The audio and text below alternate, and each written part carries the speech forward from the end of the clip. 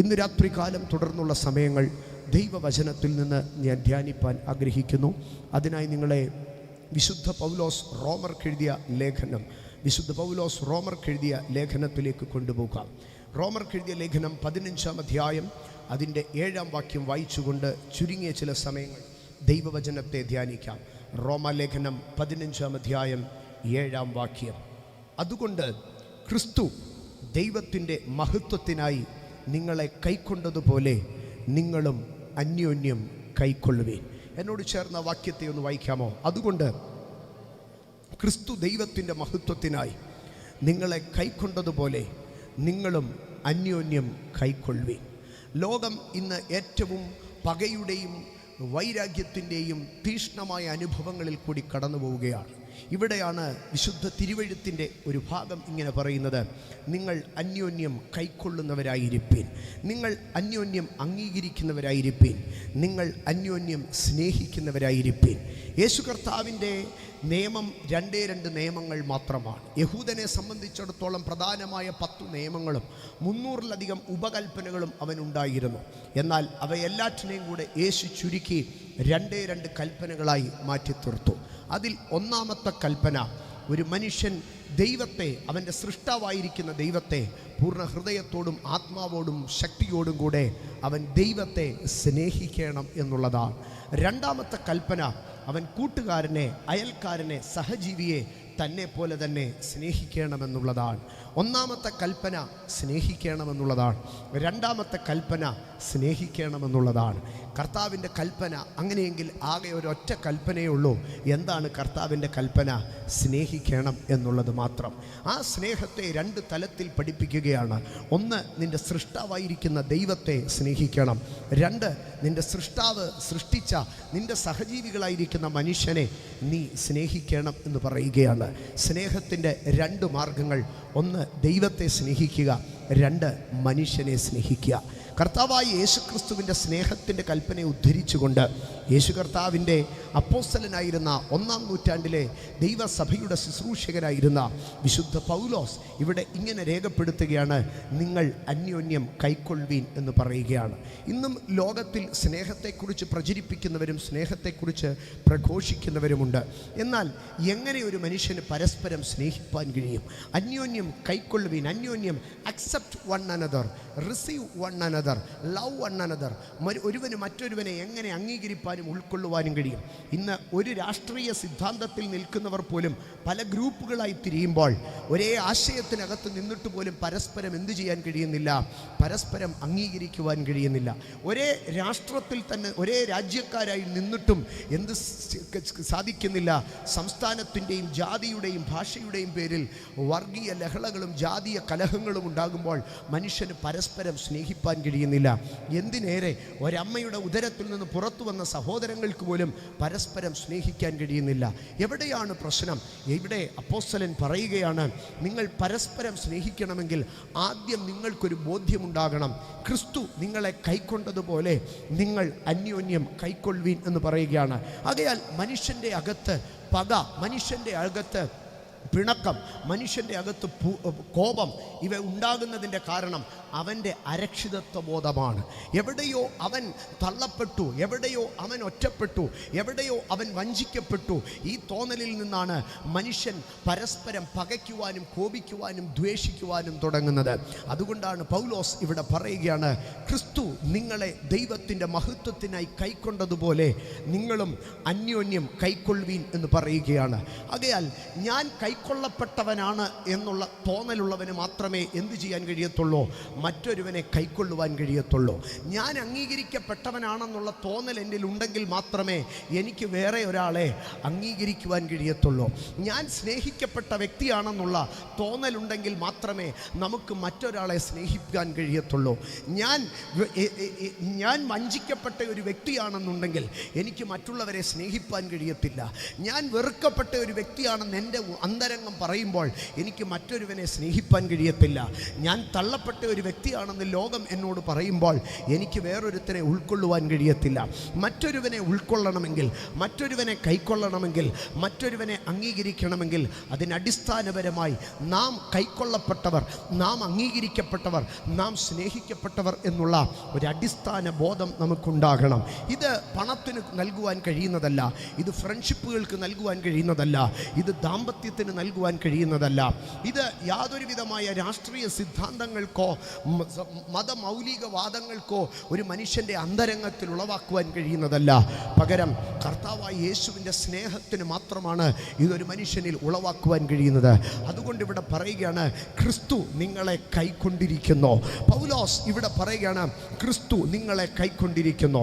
ഞാനതിനെ സിമ്പിളായി ഒരൊറ്റ സെൻറ്റൻസിൽ പറയാം. Our confidence is our character. നമ്മളുടെ ധൈര്യമാണ് നമ്മുടെ സ്വഭാവമായി വെളിപ്പെടുന്നത്. നമ്മളുടെ ധൈര്യമാണ് നമ്മളുടെ സ്വഭാവമായി വെളിപ്പെടുന്നത്. നമ്മളുടെ അകത്ത് ധൈര്യമില്ലെങ്കിൽ നമ്മൾ ആകമാനം കലുഷിതമായിരിക്കും. നമ്മളുടെ അകത്ത് ആങ്സൈറ്റി കയറിക്കഴിഞ്ഞാൽ നമ്മൾ പുറത്ത് ആകമാനം സ്ട്രെസ്ഫുൾ ആയിരിക്കും. നമ്മുടെ അകം സമാധാനമുള്ളതാണെങ്കിൽ, നമ്മുടെ അകം ധൈര്യമുള്ളതാണെങ്കിൽ പുറത്ത് മനുഷ്യരോട് നാം വിധേയത്വം കരുണയുമുള്ളവരായിരിക്കും. ആകയാൽ ഇവിടെ ഒരു മനുഷ്യൻ്റെ സ്വഭാവ രൂപീകരണത്തിന് അവൻ്റെ അന്തരംഗത്തിൽ ഒരു വലിയ സ്വസ്ഥതയും സമാധാനവും ഉണ്ടാകണം. എന്നെ കേൾക്കുന്ന ആരെങ്കിലും, നിങ്ങളുടെ വീട്ടിൽ ആരെങ്കിലും, ഒരുപക്ഷെ നിങ്ങൾ ഇന്ന് ഈ ഹോളിനകത്തിരുന്നായിരിക്കത്തില്ല, നിങ്ങളുടെ വീട്ടിലോ ഈ തെരുവീതികളിൽ എവിടെയെങ്കിലും നിന്ന് ഞങ്ങളെ കേൾക്കുകയായിരിക്കാം. നിങ്ങളുടെ വീട്ടിൽ ഒരുപക്ഷെ ഒരു കൊച്ചു കുഞ്ഞായിരിക്കാം, നിങ്ങളുടെ ഒരു ഇളയ സഹോദരനായിരിക്കാം, നിങ്ങളുടെ ജീവിത പങ്കാളിയായിരിക്കാം. വെറുതെ കലഹമുണ്ടാക്കുകയോ വെറുതെ അസ്വസ്ഥമാകുകയോ ചെയ്താൽ ആ വ്യക്തിക്ക് എന്തെങ്കിലും കുഴപ്പമുണ്ടെന്ന് പറഞ്ഞ് തള്ളിക്കളയുകയല്ല. എവിടെയോ തൻ്റെ അകത്തൊരു തിരസ്കരണത്തിൻ്റെ വേദന, എവിടെയോ തൻ്റെ അകത്ത് ഒറ്റപ്പെട്ടുവെന്നുള്ള ഒരു തോന്നൽ, അതിനകത്തു നിന്നാണ് മനുഷ്യൻ മറ്റുള്ളവരോട് കലഹിക്കുവാനും പിണങ്ങുവാനും തുടങ്ങുന്നത്. നമ്മുടെ വീട്ടിലൊക്കെ 2 കുഞ്ഞുങ്ങളുണ്ടെങ്കിൽ മൂത്ത കുഞ്ഞിനെ താഴെ നിർത്തി ഇളയ കുഞ്ഞിനെ എടുത്ത് അമ്മ ഒക്കത്ത് വെക്കുമ്പോൾ മൂത്ത കുഞ്ഞ് ശാഠ്യം പിടിക്കുന്നതിനെ കാണുവാൻ കഴിയും. എവിടെയോ അവൻ ഒറ്റപ്പെടുന്നു, തള്ളപ്പെടുന്നു എന്നുള്ള തോന്നലാണ്. ഇന്ന് രാത്രി ഞങ്ങളെ കേൾക്കുന്നവരാരെങ്കിലും ജീവിതയാത്രയിൽ എവിടെയെങ്കിലും ഒറ്റപ്പെട്ടുപോയി, തള്ളപ്പെട്ടുപോയി എന്ന് തോന്നുന്നുവെങ്കിൽ ഇന്ന് രാത്രി ഞാൻ ആദ്യമായി നിങ്ങളോട് പറയട്ടെ, ജീവിതത്തിൽ ഏത് മനുഷ്യൻ നിങ്ങളെ തള്ളിക്കളഞ്ഞാലും, ആരൊക്കെ നിങ്ങളെ ഒറ്റപ്പെടുത്തിയാലും, നിങ്ങളെ ഒറ്റപ്പെടുവാൻ കഴിയാതെ വണ്ണം, നിങ്ങൾക്ക് തള്ളപ്പെടുവാൻ കഴിയാതെ വണ്ണം നിങ്ങളെ ചേർത്ത് പിടിക്കുവാൻ കഴിയുന്ന ഒരുത്തനുണ്ട്. മരണപര്യന്തം, ലോകാവസാനത്തോളം എല്ലാ നാളും നിങ്ങളോട് കൂടെ ഇരുന്ന് ജീവിതത്തിൻ്റെ കനൽ വഴികൾ നിങ്ങൾ താണ്ടിയാലും, ജീവിതത്തിൻ്റെ പെരുവള്ളങ്ങളിൽ കൂടെ നിങ്ങൾ കടന്നുപോയാലും നിങ്ങളെ കരം പിടിച്ച് നടത്തുവാൻ കഴിയുന്ന സർവശക്തനായ ഒരുത്തനുണ്ട്. അവനെയാണ് ഞങ്ങൾ പ്രസംഗിക്കുന്നത്, കർത്താവായ യേശു ക്രിസ്തു തന്നെ. ഇവിടെ പറയുകയാണ്, അതുകൊണ്ട് ക്രിസ്തു നിങ്ങളെ കൈക്കൊണ്ടിരിക്കുന്നു. ഇന്ന് രാത്രിയിലെ എൻ്റെ പ്രസംഗ വിഷയം ഇതാണ്, മനുഷ്യനെ കൈക്കൊള്ളുന്ന ക്രിസ്തു എന്നുള്ളതാണ്. അങ്ങനെയെങ്കിൽ അടുത്ത ചോദ്യം ഇവിടെ ഇതാണ്, ക്രിസ്തു ഒരു മനുഷ്യനെ എന്തിനു വേണ്ടി കൈക്കൊള്ളുന്നു? ക്രിസ്തു മനുഷ്യനെ കൈക്കൊള്ളുന്നതിൻ്റെ ഉദ്ദേശം പറയുകയാണ്, ദൈവത്തിൻ്റെ മഹത്വത്തിനായി നിങ്ങളെ കൈക്കൊള്ളുന്നു. നിങ്ങളെ കൈക്കൊള്ളുന്നത്, നിങ്ങളെ സ്വീകരിക്കുന്നത് ഒരു അറവുകാരൻ കാളയെ വാങ്ങി അറവുശാലയിൽ കൊണ്ടുപോയി വിറ്റ് കാശുണ്ടാക്കുവാൻ പരിശ്രമിക്കുന്നത് പോലെ നിങ്ങളെ കൊന്നുകളയുവാനോ വിറ്റ് കളയുവാനോ അല്ല അവൻ കൈക്കൊള്ളുന്നത്. ദൈവത്തിൻ്റെ മഹത്വം നിങ്ങളിലേക്ക് പകർന്ന് നിങ്ങളിൽ കൂടെ ദൈവനാമം മഹത്വപ്പെടത്തക്കവണ്ണം നിങ്ങളെ ഒരു മാന്യ വിഷയമായി, നിങ്ങളെ ഒരു പ്രശംസാ വിഷയമായി, നിങ്ങളെ ഒരു ഉയർച്ചയുടെ വിഷയമായി മാറ്റുവാനാണ് കർത്താവ് നിങ്ങളെ കൈക്കൊള്ളുന്നത്. യേശു ജന്മം കൊണ്ടൊരു തച്ചനാണ്, ഒരു ആശാരിയാണ്. യേശുവിൻ്റെ കയ്യിൽ ഒരു തടി കിട്ടിക്കഴിഞ്ഞാൽ, ഒരു തച്ചൻ്റെ കയ്യിൽ ഒരു തടി കിട്ടിക്കഴിഞ്ഞാൽ അവനതിനെ കീറി വിറകാക്കി കത്തിക്കുകയില്ല. അവൻ അതിനകത്തുനിന്ന് ഉപയോഗമുള്ള ഒരു ഉപകരണത്തെ ഉളവാക്കിയെടുക്കാം. Yeshu he came as a carpenter, he came as a builder. അവനൊരു രാജാവ്, അവനൊരു തച്ചനായി, അവനൊരു പണിയുന്നവനായി, നിർമ്മാതാവായി ഇറങ്ങി വരുമ്പോൾ യേശു ലോകത്തോട് പറയുകയാണ്, ഞാൻ നിങ്ങളെ പൊളിക്കുന്നവനല്ല, ഞാൻ നിങ്ങളെ പണിയുന്നവനാണ്. ഇന്ന് രാത്രി ഞാൻ പ്രസംഗിക്കട്ടെ, നിങ്ങളെ കൈക്കൊള്ളുവാൻ കഴിയുന്ന ഒരുത്തനുണ്ട്. അവനാണ് കർത്താവായിരിക്കുന്ന യേശു ക്രിസ്തു. യേശു കർത്താവിൻ്റെ ഉപമകളിലേക്ക് കടന്നു വരുമ്പോൾ യേശു കർത്താവിൻ്റെ ഉപമകളിലെ ഏറിയ ഭാഗവും കൈക്കൊള്ളപ്പെടുന്ന മനുഷ്യനെയും കൈക്കൊള്ളപ്പെടുന്ന മനുഷ്യനെ കുറിച്ചാണ് യേശു പറയുവാൻ പരിശ്രമിക്കുന്നത്. ഒരിക്കൽ യേശു കർത്താവ് പറഞ്ഞ പ്രസിദ്ധമായിരിക്കുന്ന ഒരു ഉപമയുണ്ട്. ഒരു പിതാവിന് 2 മക്കളുണ്ടായിരുന്നു. ഇളയവൻ അപ്പൻ്റെ അടുക്കൽ ഒരു ദിവസം വന്നിട്ട് പറഞ്ഞു, നിന്റെ പക്കൽ എനിക്ക് ലഭിക്കേണ്ട അവകാശങ്ങളെ തരണം, ഞാൻ ഈ നാട് വിട്ടു പോവുകയാണ്. അപ്പൻ്റെ കയ്യിൽ നിന്ന് അവകാശങ്ങൾ വാങ്ങി ദൂരദേശത്തേക്ക് സഞ്ചരിച്ച് അവിടെ ദുർനടപ്പുകാരനായി ജീവിച്ച് ഏറിയ കാലങ്ങൾക്ക് ശേഷം എല്ലാം നഷ്ടമായി തിരികെ അപ്പൻ്റെ വീട്ടിലേക്ക് ഭയത്തോടെ കടന്നു വരുമ്പോൾ ഓടിച്ചെന്ന് കെട്ടിപ്പിടിച്ച് അവൻ്റെ മുഷിഞ്ഞ വസ്ത്രം മാറ്റി മേൽത്തരമായി അങ്കി ധരിപ്പിച്ച് കയ്യിൽ മോതിരമിടിവിച്ച് കാലിൽ ചെരുപ്പിടിവിച്ച് അവനെ വീട്ടിൽ കൊണ്ടെത്തിച്ച് അവനെ കൈക്കൊള്ളുന്ന ഒരു അപ്പനെ യേശു കർത്താവ് വരച്ചു കാണിക്കുമ്പോൾ ഇന്ന് ലോകം മുടിയനായ പുത്രനെന്ന് പറഞ്ഞ് ആ ഇളയ പുത്രനെ തള്ളിക്കളയുമ്പോൾ സ്നേഹവാനായിരിക്കുന്ന ദൈവം അവനെ ചേർത്ത് പിടിച്ച് കൈക്കൊള്ളപ്പെട്ട മകനായി മാറ്റപ്പെടുകയാണ്. യേശു കർത്താവ് പറയുവാൻ ആഗ്രഹിച്ചത് മുഴുവൻ തള്ളപ്പെട്ടവനെ കൈക്കൊള്ളുന്ന ഒരു ദൈവമുണ്ട് എന്നുള്ളതാണ്.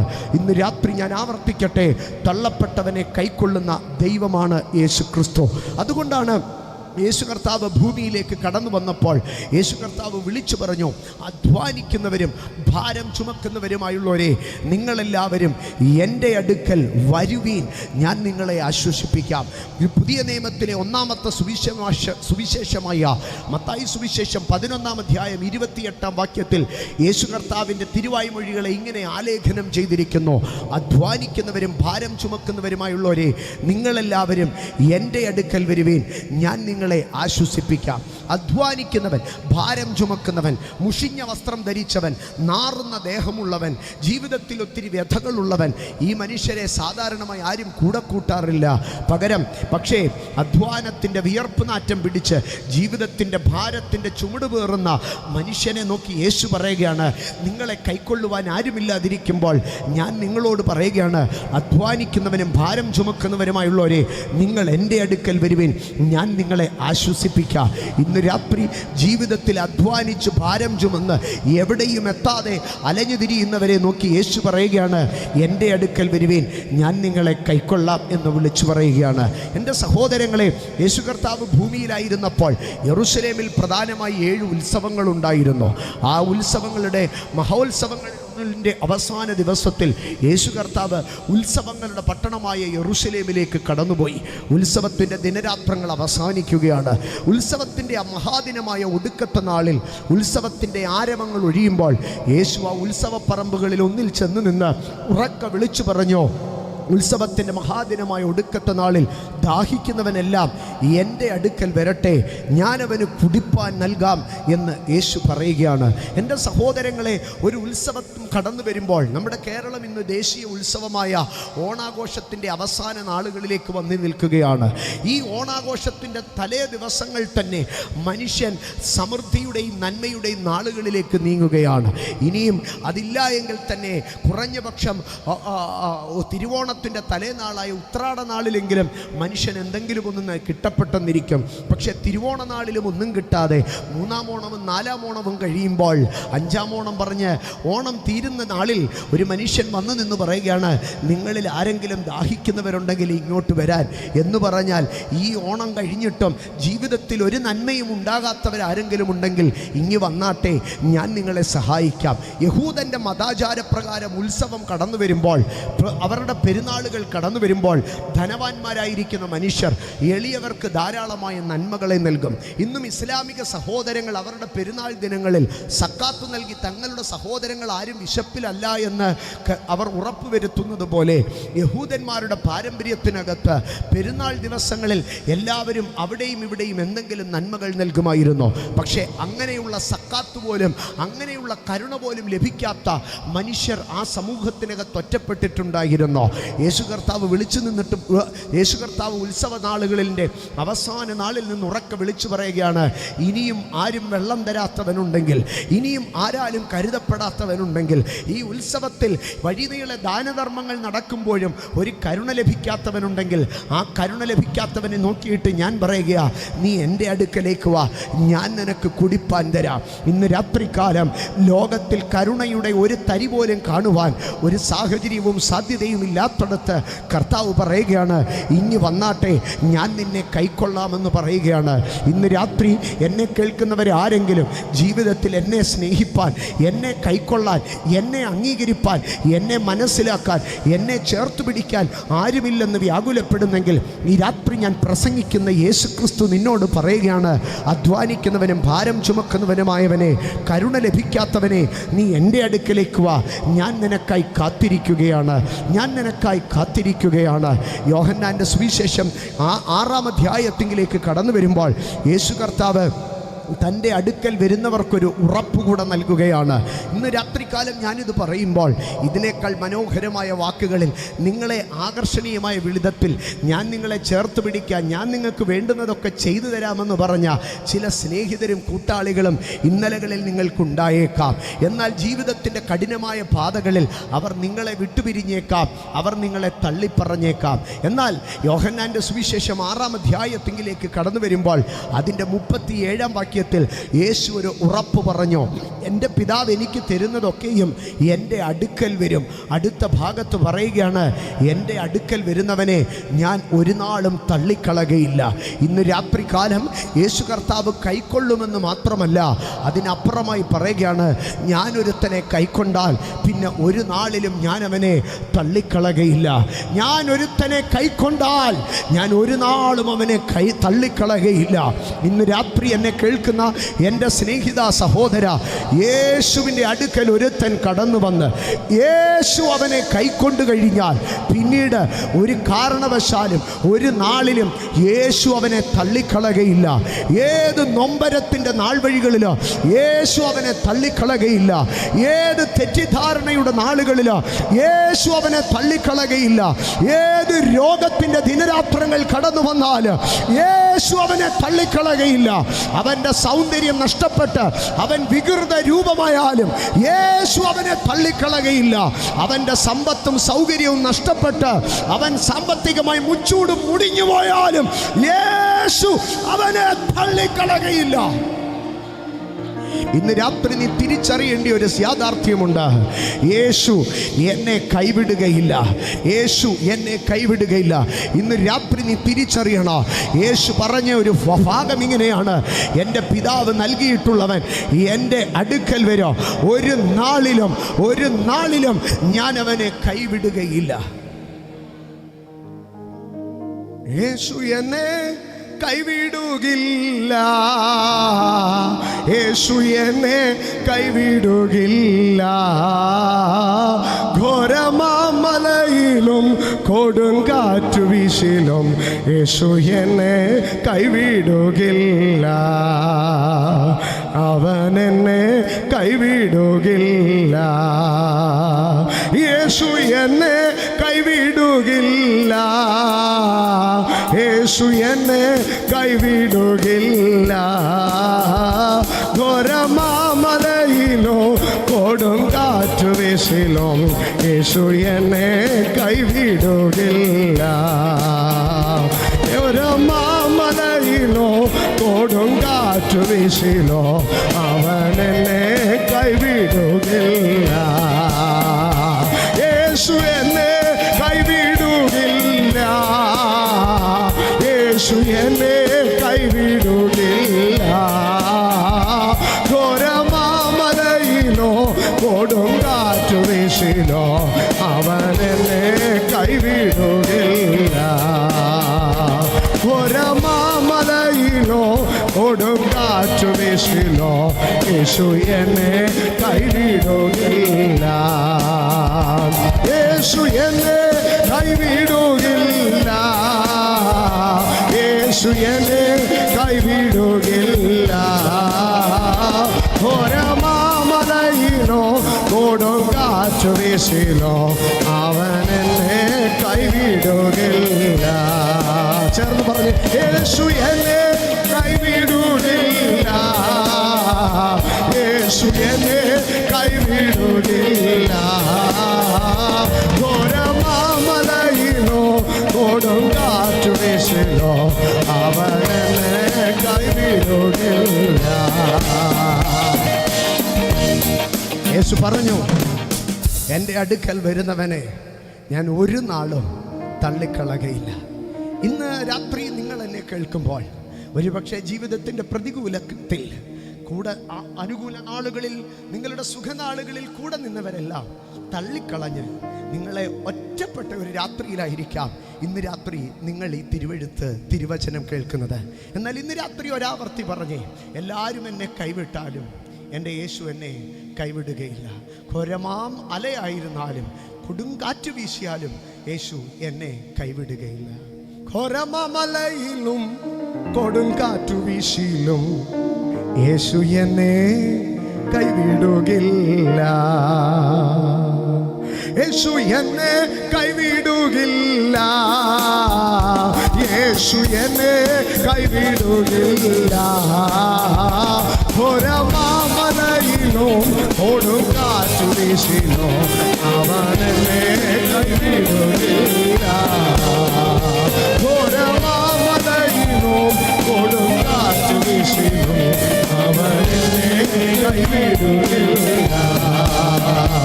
ഘോരമാമലയിലും കൊടുങ്കാറ്റു വീശിയിലും അവൻ എന്നെ കൈവിടുകില്ല. ഒരു കാറ്റ് വീശിയിലും അവൻ എന്നെ കൈവിടുകയില്ല. യേശു എന്നെ കൈവിടുകയില്ല. യേശു എന്നെ കൈവിടുകയില്ല. He will never cast out the one who he collected. അവൻ ചേർത്തവനെ ഒരിക്കലും യേശു തള്ളിക്കളകയില്ല. ഇന്ന് രാത്രി നിങ്ങൾ ഉറപ്പോടുകൂടെ ഇരിക്കെ. നിങ്ങൾ യേശുവിനാൽ കൈക്കൊള്ളപ്പെട്ടവരാണോ? നിങ്ങളുടെ ജീവിതയാത്രയിൽ ഒരിക്കലും യേശു നിങ്ങളെ കൈവിടുകയില്ല. യേശു തൻ്റെ ശിഷ്യന്മാരുടെ അടുക്കൽ അവസാനമായി പറഞ്ഞ വാക്കിതാണ്, സ്വർഗത്തിലും ഭൂമിയിലും സകല അധികാരവും എനിക്ക് നൽകപ്പെട്ടിരിക്കുന്നു. ആകയാൽ ഞാനൊരു കാര്യം നിങ്ങളോട് പറയാം, ലോക അവസാനത്തോളം എല്ലാ നാളും ഞാൻ നിങ്ങളോട് കൂടെ ഇരിക്കും.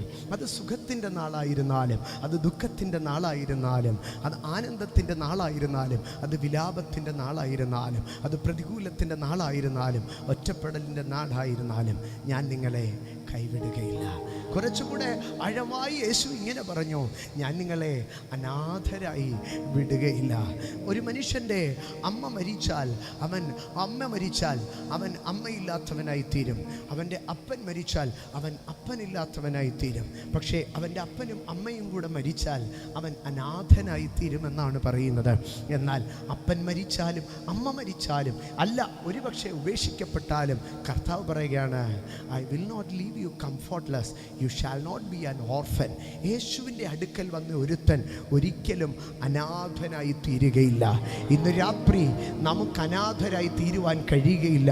കാരണം പെറ്റമ്മയെക്കാട്ടിലും അപ്പനെക്കാട്ടിലും ആർദ്രവാനായിരിക്കുന്ന ഒരു നാഥൻ നമുക്കുണ്ട്. അവൻ്റെ പേരാണ് യേശു. യേശു കൈക്കൊള്ളും. ആരെ കൈക്കൊള്ളും? യേശു ഏത് അവസ്ഥയിലുള്ളവനെ കൈക്കൊള്ളും?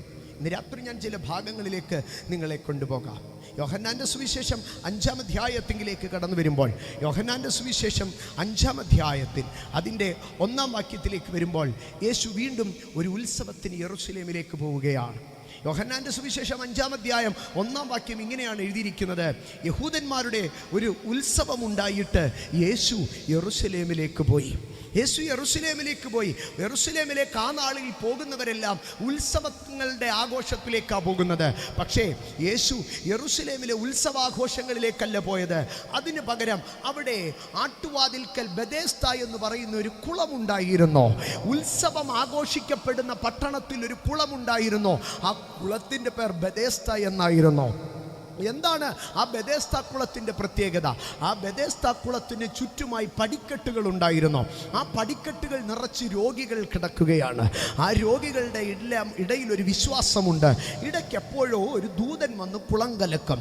അങ്ങനെ കുളം കലക്കുമ്പോൾ ആ വെള്ളത്തിൻ്റെ ഇളക്കത്തിൽ ആരാദ്യം ചെന്ന് അതിൽ വീഴുന്നോ, ആദ്യം ആ വെള്ളത്തെ തൊടുന്നോ, അവൻ സൗഖ്യം പ്രാപിക്കും. അത് ഏത് രോഗമായിരുന്നാലും അവൻ സൗഖ്യം പ്രാപിക്കും. ഇങ്ങനെ അവിടെ ഒത്തിരി പേര് കിടപ്പുണ്ട്. എന്നാൽ എന്നാൽ ഉത്സവത്തിൻ്റെ ദിനങ്ങളിലും ഈ പടിക്കെട്ടിൽ കിടക്കുന്നവരെല്ലാം എവിടെ തന്നെ കിടക്കുകയാ? അവിടെ തന്നെ കിടക്കുകയാ. അങ്ങനെ യേശു ആ ബെഥേസ്ദ കുളക്കരയിലേക്ക് പോയി. കണ്ടോ, ഉത്സവത്തിൽ എല്ലാവരും ഉത്സവപ്പറമ്പിലേക്ക് പോകുമ്പോൾ യേശു എവിടേക്ക് കടന്നു ചെന്നോ? ബെഥേസ്ദ കുളത്തിലേക്ക് കടന്നു ചെന്നോ? കാരണം അവിടെ ഉത്സവത്തിൻ്റെ ആരവമില്ല, അവിടെ വെടിക്കെട്ടില്ല, അവിടെ തിരുവാതിരയില്ല, അവിടെ കൈകൊട്ടിക്കളിയില്ല.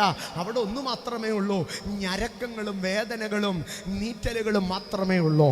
ഇന്ന് രാത്രി ഞാൻ ഒന്ന് പറയട്ടെ, യേശു തിരുവാതിരയുടെയും കൈകൊട്ടിക്കളിയുടെയും ഒപ്പനപ്പാട്ടിൻ്റെയും വെടിക്കെട്ടിൻ്റെയും ആരവങ്ങളിലേക്ക് ഇറങ്ങി വരുന്നവനല്ല, നീറുന്ന മനുഷ്യൻ്റെ നുറുങ്ങുന്ന വേദനകൾക്കകത്തേക്ക് വരുന്നവനാണ്. അതുകൊണ്ട് ആ സങ്കീർത്തനം പറയുന്നത്, ഹൃദയം നുറുങ്ങിയവർക്ക് യഹോവ സമീപസ്ഥൻ, മനസ്സു തകർന്നവരെ അവൻ രക്ഷിക്കുന്നു.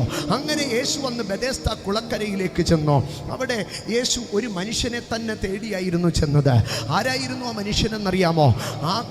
ആ കുളക്കരയിൽ 38 വർഷമായി ഒരു മനുഷ്യൻ രോഗിയായി കിടക്കുകയായിരുന്നു. 38 വർഷമായി ഈ മനുഷ്യൻ ഒരു തളർവാദം പോലെ ഒരു രോഗം പിടിച്ച് കിടക്കുകയാണ്. ഈ മനുഷ്യന് 38 വയസ്സുണ്ട്. 38 വർഷമായി രോഗിയായി കിടക്കുകയാണെങ്കിൽ കുറഞ്ഞ പക്ഷം എത്ര വയസ്സിലായിരിക്കും ഈ മനുഷ്യനെ ഈ കുളക്കരയിൽ കൊണ്ടുവന്നത്? ഒരു 10 വയസ്സ് അല്ലെങ്കിൽ ഒരു 20 വയസ്സ് നിങ്ങൾ കൂട്ടിക്കോ. 20 വയസ്സുള്ള ഈ മനുഷ്യനെ വീട്ടിൽ ഒരു സൗഖ്യവും ഇല്ലാതിരിക്കുന്നത് കണ്ട് 20 വയസ്സുള്ള ഈ മനുഷ്യനെ അപ്പനും അമ്മയും കൂടെ എന്ത് ചെയ്തു? ഒരു ദിവസം വലിച്ചെടുത്ത് ഈ ബെഥേസ്ദ കുളക്കരയിലേക്ക് കൊണ്ടുവന്നു. അപ്പനും അമ്മയും ഈ മകൻ്റെ 2 വശത്തായിട്ടിരുന്നു. എന്തിനു വേണ്ടിയാണെന്നറിയാമോ?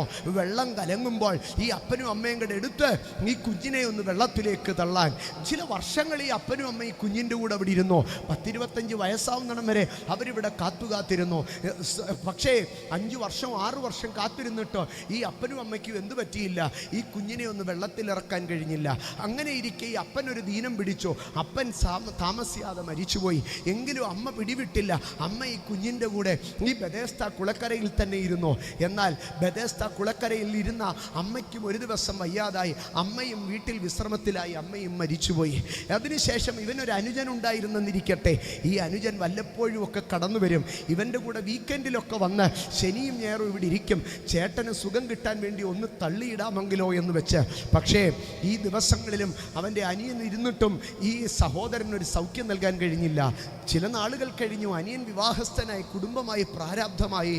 അങ്ങനെ ഈ ജ്യേഷ്ഠന് ഈ 38 ഈ മനുഷ്യന് സൗഖ്യം കിട്ടുമെന്നുള്ള ആശ നഷ്ടപ്പെട്ടു.